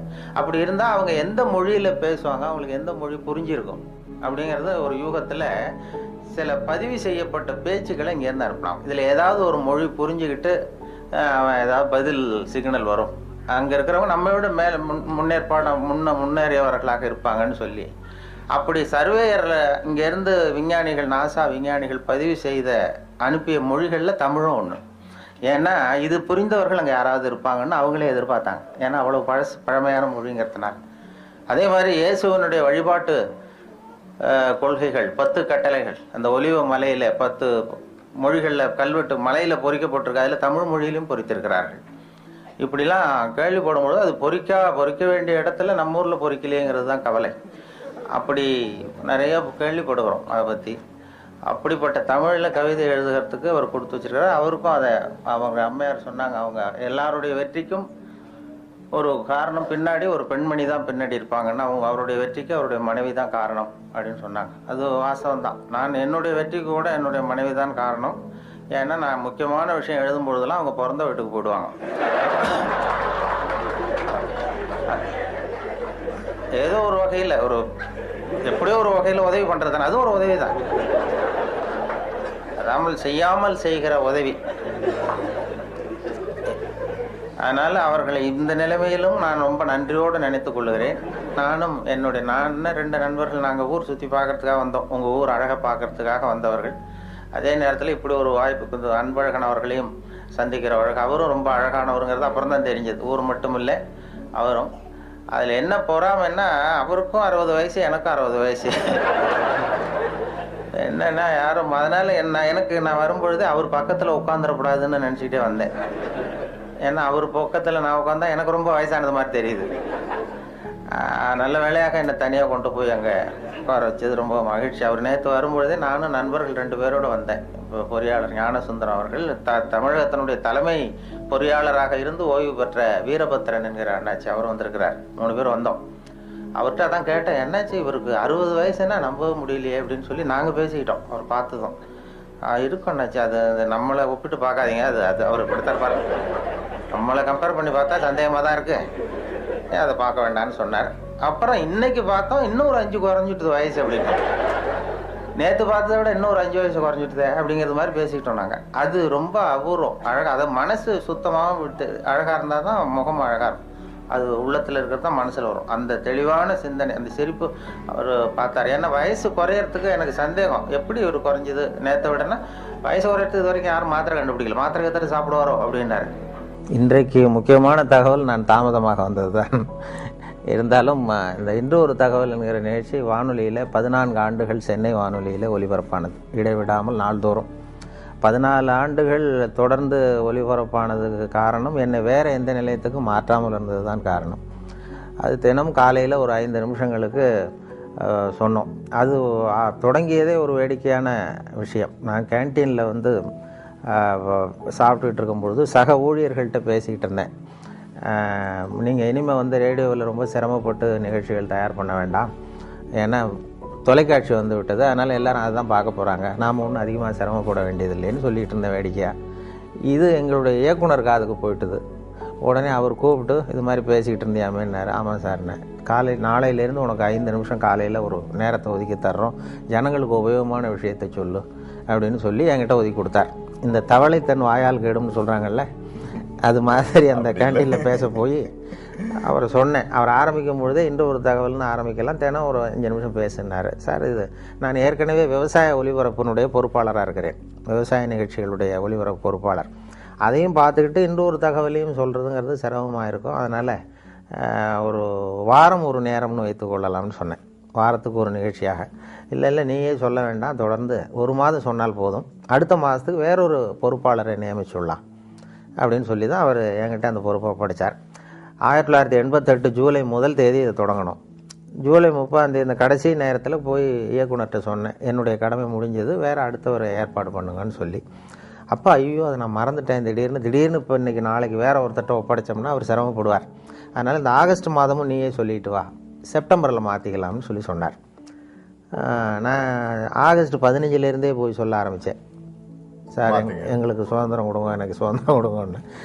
அவர் என்ன பண்ணார், சரி அப்போ அந்த கடைசியில் ஒரு நாள் கூப்பிட்டார், 28ஆம் தேதி வாக்கில் கூப்பிட்டு டிஃபன்லாம் வாங்கி கொடுத்தார், சிற்றுண்டிலாம் வாங்கி கொடுத்தார். ஒரு இயக்குனர் ஊழியருக்கு வாங்கி கொடுக்குறது ரொம்ப ஆச்சரியம், எதுக்கு இப்படிலாம் வாங்கி கொடுக்குறாரு அப்படின்னு சொல்லி நான் யோசிச்சுக்கிட்டு இருந்தேன். இது வந்து நான் வெளியில் போகிற இடமெல்லாம் இது நிகழ்ச்சி நல்லா இருக்குன்னு சொல்லிட்டு இருக்கிறாங்க, அதனால் நீயே இதை தொடர்ந்து பண்ணால் நல்லாயிருக்கும் அப்படின்னு சொல்லி அதை தொடர்றதுக்காக அந்த 2 வடை ஒரு டீ வாங்கி கொடுத்தார். அந்த 2 வடைக்கும் டீக்கும் நன்றி உள்ளவனாக இது வரைக்கும் ஒரு 14 ஆண்டுகள் சொல்லிகிட்டு இருக்கேன். அது வேண்டாம்னு சொல்கிறப்ப நிறுத்திக்கலாம்னு அவர் சொன்னார். தொடர்ந்து சொல்கிறது சிரமமாக இருக்கும்னா, இல்லை நீ எப்போ வேண்டான்னு சொல்கிறேன் அப்போ நிறுத்திக்குவோம் அப்படின்னார். நான் வேண்டான்னு சொல்கிற கட்டத்துக்கு வரும்பொழுது அவர் டிரான்ஸ்ஃபர் ஆகி போயிட்டார். அதனால் அதையும் சொல்ல முடியல. 14 ஆண்டுகள் இது ஆரம்பத்தில் எனக்கு சுமையாக தெரிஞ்சுது. ஏன்னா ஒரே நிகழ்ச்சியை தினந்தோறும் சொல்ல வேண்டிய கட்டாயம் இருக்கேன்னு. அப்புறம் அது சுகமாக போச்சு, ஏன்னா அது பழக்கப்பட்டு போச்சு. அதுக்கிடையில் இந்த பார்வையற்றவர்கள்லாம் வந்து என்னை தேடி வர ஆரம்பித்தார்கள். பார்வை இல்லாதவர்கள்லாம் வந்து என்னை தேடி வந்து அது யார் என்று ஒரு தகவல் சொல்கிறவர்னு அப்படி தடவி பார்க்குறது, முகத்தை தடவி பார்க்குறது, அப்படி ஒரு ஆர்வம் அவங்களுக்கு. என்னன்னு கேட்டால், எங்களுக்கு பல புத்தகங்களை படிக்கிறதுக்கு நேரம் இல்லை, நீங்கள் இப்போ எங்களுக்காக பல புத்தகங்களை நீங்களே படிச்சுட்டு எங்களுக்கு சொல்கிறீங்க, அதனால் இதை நிறுத்திடாதீங்க சார், தொடர்ந்து இது நடத்தணும்னு சொல்லி அவர்கள் தான் எனக்கு ஊக்கம் கொடுத்தவர்கள். அதனால் ஒரு ஊக்கமும் வந்துட்டுது, இதை விடக்கூடாதுன்னு சொல்லி தொடர்ந்து அதை உற்சாகத்தோடு செய்ய ஆரம்பிச்சிட்டேன். இப்போ எனக்கு பிடிச்ச தகவல், ஒரு இது மாதிரி ஒரு பேட்டியில் தான் என்னை கேட்டார்கள்.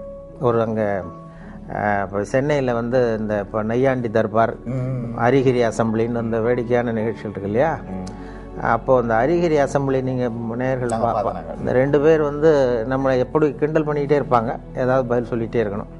அப்போ அவர்கள் கேட்டாங்க, எங்களுக்காக ஒரு தகவல் சொல்லுங்களேன் அப்படின்னு அந்த 2 பேரும் என்ன கேட்டாங்க. அப்போ சொன்னேன், அந்த தகவல் வேணா இப்போ சொல்கிறேன். அது என்னென்னா, ஒரு ஊரில் திடீர்னு ஒருத்தருக்கு 2 பேருக்கு ஏதோ தலைவலி. அவர் மருத்துவமனைக்கு வந்திருக்கிறாங்க 2 பேரும். டாக்டர், எங்களுக்கு வந்து தலை வலிக்குது, என்னென்னு பாருங்கள் அப்படின்னு சொல்லி கேட்டாங்க. டாக்டர் சோதனை பண்ணி பார்த்ததும் மூளையில் கோளாறு இருக்குது, அதனால் அதை பிரித்து எடுத்து சரியாக மறுபடியும் சரி பண்ணி பொருத்தணும், அதனால் உங்கள் 2 பேரும் இங்கே அட்மிட் பண்ணுறேன்னு சொல்லி அங்கேயே படுக்க வச்சு அந்த 2 பேருடைய தலையை திறந்து மூளையை தனியாக எடுத்துட்டார். எடுத்து கொண்டு போயிட்டார், லேபரேட்டரி கொண்டு போனார், பரிசோதனை சாலை கொண்டு போய் அதில் சிகிச்சையெல்லாம் பண்ணி மறுபடியும் கொண்டு வந்து இதில் பொருத்திடுறேன்னு எடுத்துகிட்டு போயிட்டார். எல்லாம் சரி பண்ணி கொண்டு வந்து பார்த்தா அந்த 2 பேருமே காணும். இந்த வெறும் தலையோடு இருந்தாங்கல்ல, எங்கேயும் ஆளே காணும். ஐயோ, அந்த 2 பேரும் என்ன ஆச்சுன்னு சொல்லி அந்த 2 மூளையும் சரி செய்த மூளையை இது ஃப்ரிட்ஜில் வச்சுட்டார், குளிர்சாதன பெட்டியில் வச்சு அவங்க எப்போவாவது கண்டுபிடிச்சி அவங்களுக்கு பொருத்தி விடணும்னு சொல்லி வச்சுட்டார். அவங்கள தேடிக்கிட்டு இருக்கிறார், ஆளை காணுமே, நம்ம ஆஸ்பத்திரி வந்து 2 பேர் இந்த வெறுந்தலையோடு ஓட்டானேன்னு சொல்லி. ரொம்ப நாள் கழித்து ஒரு 6-7 மாதம் கழித்து அவங்கள ஒரு கடத்தரில் 2 பேர் பிடிச்சிட்டாரு. இவரே டாக்டரே போய் பிடிச்சிட்டாரு. இங்கே வாங்கப்பா, உங்களை எவ்வளோ நாளாக எங்கே தேடிட்டு இருக்கிறோம், உங்கள் மூளை 2 அங்கே பத்திரப்படுத்தி வச்சுருக்கிறேன், இந்த 6 மாதமாக என்ன பண்ணிக்கிட்டு இருந்தீங்க அப்படின்னு கேட்டார். அப்போ அவங்க சொன்னாங்க, அரிகிரி அசம்பிளி நடத்திக்கிட்டு இருந்தோம் சார் அப்படின்னு சொன்னாங்கன்னு சொன்னேன். அதோட நிகழ்ச்சியை முடிச்சுக்கிட்டாங்க அவங்க. மறுபடியும் என்ன கேள்வி கேட்கல. இல்லை, அது மனப்பாடம் எனக்கு படிக்கிற காலத்துலேருந்தே சரியாக வராது, அதனால தான் பல முறை ஃபெயிலாக இருக்கிறேன் தேர்வில். இது இப்போ வானொலி சாதனம் எனக்கு ரொம்ப பொருத்தமாக இருந்தது. எழுதி வச்சுக்கிட்டு தான் படிக்கிறது வழக்கம். எழுதுறது அப்படியே படிக்கிறது இல்லை, வரிக்கு வரி, கொஞ்சம் அந்த பேச்சு வழக்குக்கு மாற்றிக்கிறது வழக்கம். அதனால் வானொலி வந்து எனக்கு அதுதான் என்னுடைய பலமாக இருந்தது. ரொம்ப காலம் வரைக்கும், ஒரு 7-8 வருஷம் இன்று ஒரு தகவல் சொல்லுகிற வரைக்கும் என்னுடைய முகம் வெளியில் தெரியாது, இப்போ தெரியாது, யார் சொல்கிறாங்கங்கிறது தெரியாது. அதனால் இப்போ பேருந்துகள்லேயும் யாராவது இதை பற்றி பேசிக்கிட்டு போகிறத நான் காதில் கேட்டிருக்கிறேன். அப்படி அதனால் எனக்கு முகம் தெரியாத வரைக்கும் எனக்கு கொஞ்சம் பலமாக இருந்தது. தினசரி இப்போ எங்கள் வானொலி நிலையத்தில், சென்னை வானொலிக்கு யாராவது ஒரு 10 பேராவது வருவார்கள் தேடி அந்த அங்கே உள்ள இது சுற்றுலா வர்றவங்க வானொலி நிலையத்துக்கும் வருவார்கள். அப்படி வரும்பொழுது இந்த இன்று ஒரு தகவல் சொல்கிறவர் யார், அவர் முகத்தை பார்க்கணும்னு வருவாங்க.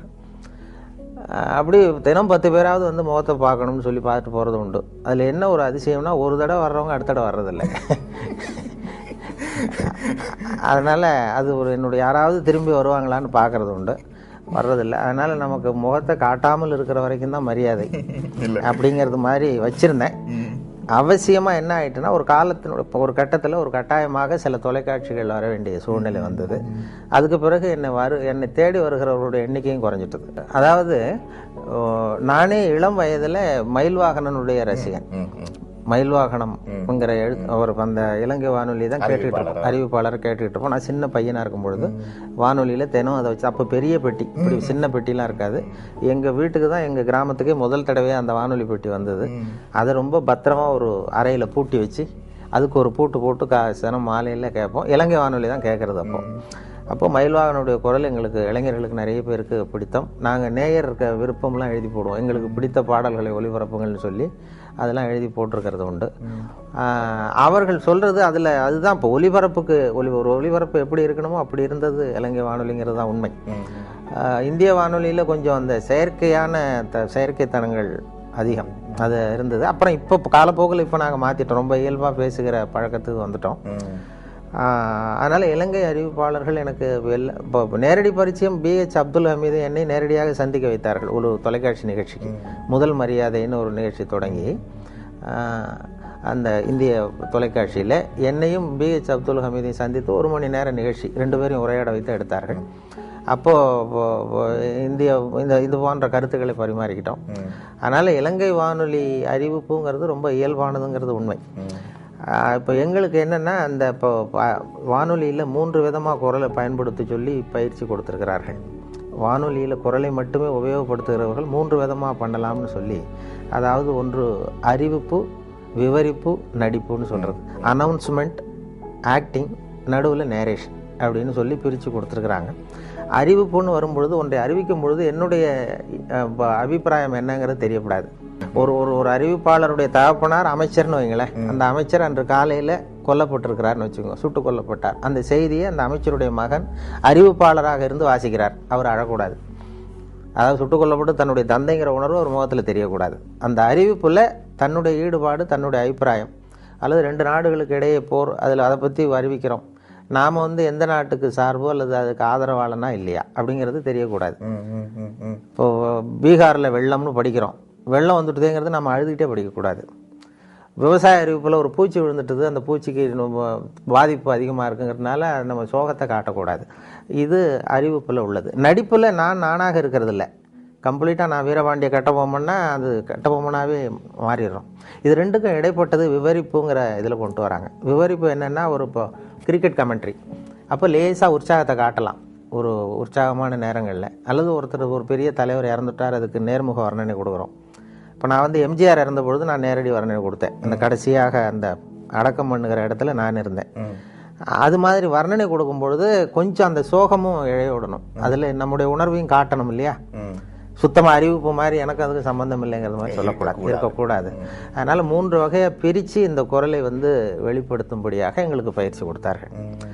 அதனுடைய விளைவு தான் என்னென்னா, பல இடங்களில் நாங்கள் எங்களுக்கு சம்மந்தம் இல்லாத மாதிரியே சொல்ல ஆரம்பித்தோம். அதுதான் நீங்கள் கேட்ட கேள்வி. அதனால் இப்போ இலங்கை வானொலியில் அப்படி இல்லை, அந்த இது மாதிரியான பிரிவில் உற்சாகமாக நீங்கள் என்ன நினைக்கிறீர்களோ உற்சாகமாக சொல்லலாம். அதுதான் கேட்பதற்கும் சுவாரஸ்யமாக இருக்கும்.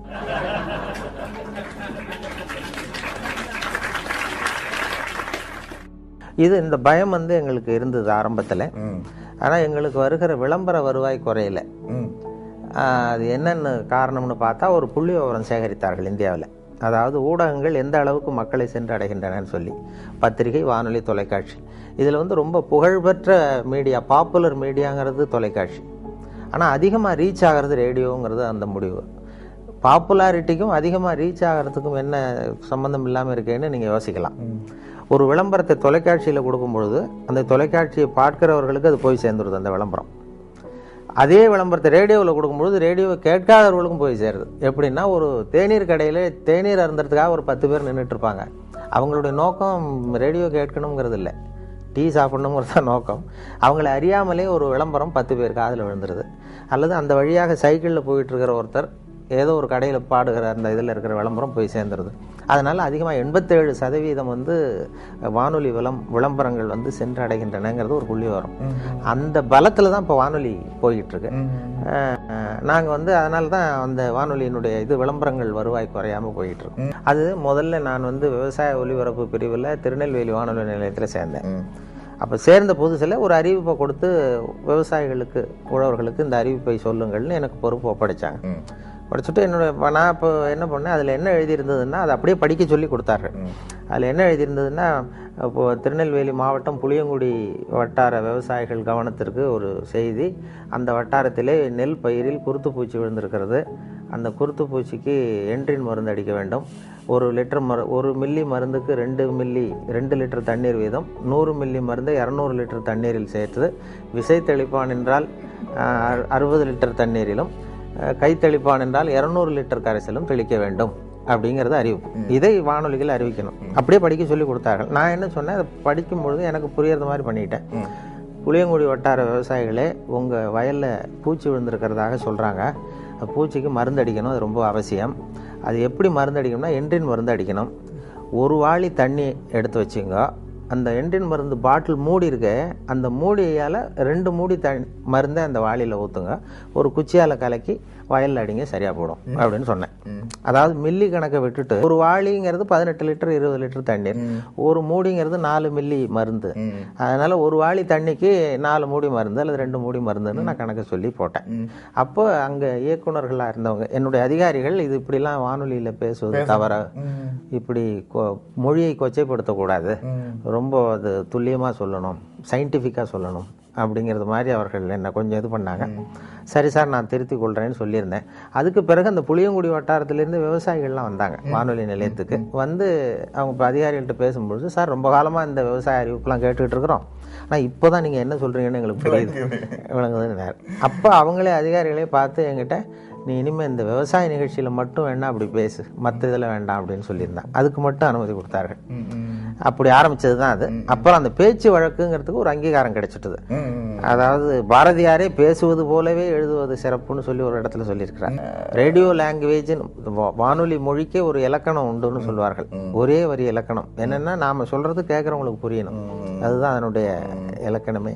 அவர்கள் பாஷையில அவர்களுக்கு புரிகிற மாதிரி பேசுறது தான் வழக்கம். அதுல அதுதான் வானொலிக்கு அவசியம். வானொலிக்கு நான் எழுத்தாளராக போனேன். விவசாய ஒலிபரப்பு பிரிவுக்கு ஸ்கிரிப்ட் எழுதி கொடுக்கறது, படிகள் எழுதி கொடுக்குற வேலைகள், அதாவது நிகழ்ச்சி அமைப்புகள்.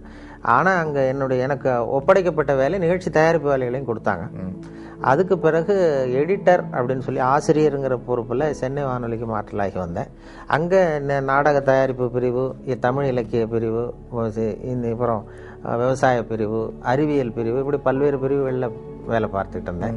அதுக்கு பிறகு ஒரு பதவி உயர்வு, நான் உதவி இயக்குனராக போய் உதவி இயக்குனராக ஒரு சில ஆண்டுகள் இருந்துட்டு அதுக்கு பிறகு ஓய்வு பெற்றேன். வேலையை பொறுத்த வரைக்கும் சென்னையில் திருப்தி, வாழறதை பொறுத்த வரைக்கும் திருநெல்வேலி திருப்தி. ஏன்னா அங்கே ஜன நெருக்கடி இல்லாத இடம்.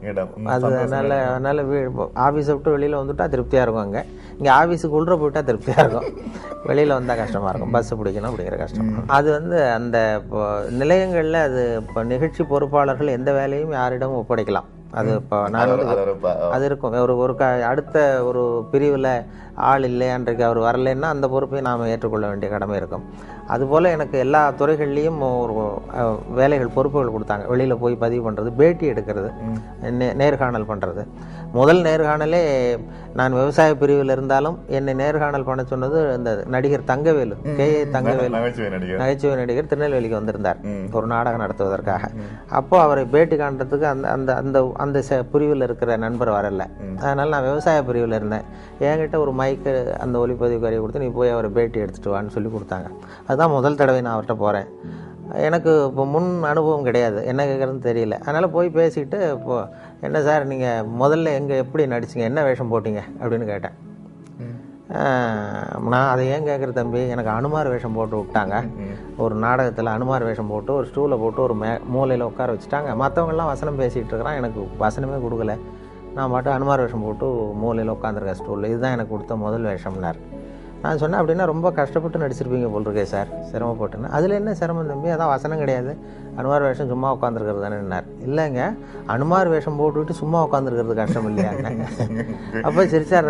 நான் என்ன மாதிரியே பேசுகிறேன் நீ அப்படின்னார். அப்போ எனக்கு உற்சாகமாக இருந்தது அந்த முதல் நேர்காணலே. என்ன மாதிரியே பேசுகிறேன்னார். அதனுடைய விளைவு என்னென்னா, அவருடைய கடைசி படத்துக்கு நான் தான் குரல் கொடுக்க வேண்டிய கட்டாயம். அவர் மாதிரியே பேச வேண்டிய ஒரு நிலைமை. பெரிய மருதுன்னு ஒரு சினிமா படத்தில் அவர் நடிச்சுட்டு இறந்துட்டார். அப்போ அவருடைய குரலுக்கு கொடுக்கணும்னு சொல்லி என்னதான் அழைச்சிட்டு போய் அவருக்கு குரல் கொடுத்தேன். அவர் ஆரம்பத்தில் என்னை மாதிரியே பேசுகிறேன்னு சொன்னதும், அவரை மாதிரியே பேச வேண்டிய ஒரு சந்தர்ப்பம் கடைசியில் கிடைச்சதும் ஒரு பெரிய எதிர்பாராத ஒரு ஒற்றுமை.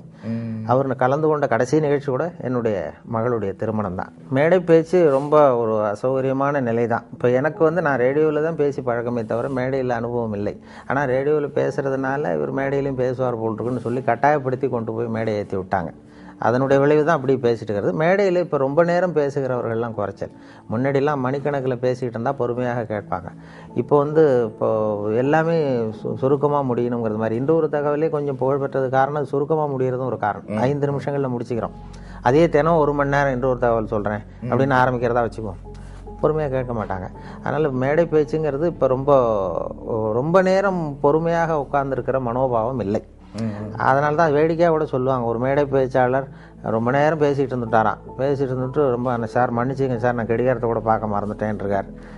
கேட்டுக்கிட்டு இருந்தவர் சொன்னாராம், ஏன் கடிகாரத்தை தான் பார்க்க மறந்தேன், பின்னாடி மாட்டிருக்கிற கேலண்டரையாவது பார்க்கக்கூடாதா அப்படின்னாராம். அப்படின்னா வாரக்கணக்கில் பேசிகிட்டு இருக்கிறான்னு அர்த்தம். அப்படி அந்த பொறுமை இழந்த எல்லாம் அவசர யுகம். அதனால் எதையும் சுருக்கமாக தெளிவாக சொல்லுவது முக்கியங்கிற நிலைமை வந்துட்டுது.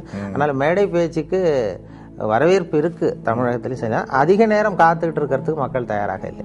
அரசியல் இல்லை, இளம் வயதில் எனக்கு அந்த சில பொது உடைமை கட்சிகள் ஈடுபாடு இருந்தது மாணவ பருவத்தில். அதன் பிறகு இதுவரைக்கும் எந்த கட்சியிலுமே இதுவரைக்கும் ஈடுபட்டதில்லை. நான் கொஞ்ச காலம் படித்து முடிச்சுட்டு விவசாய அதிகாரியாக 3 வருஷம் இருந்தேன். அதுக்கு பிறகு உள்ளூர் பஞ்சாயத்து போர்டு பிரசிடெண்ட்டாக இருந்தேன். ஊராட்சி மன்ற தலைவராக 7 வருஷம் இருந்தேன். 1970லேருந்து 77 வரைக்கும். அப்போ எலெக்ஷனில் நின்றேன், உள்ளூரில் கட்சி சார்பு இல்லாமல் நின்று உள்ளாட்சி மன்ற தலைவராக இருந்தேன். அப்போ சில அரசியல் கட்சிகள்லாம் வாங்க அப்படின்னு சொல்லி, இப்போ இந்த எம்ஜிஆர் அப்போ தான்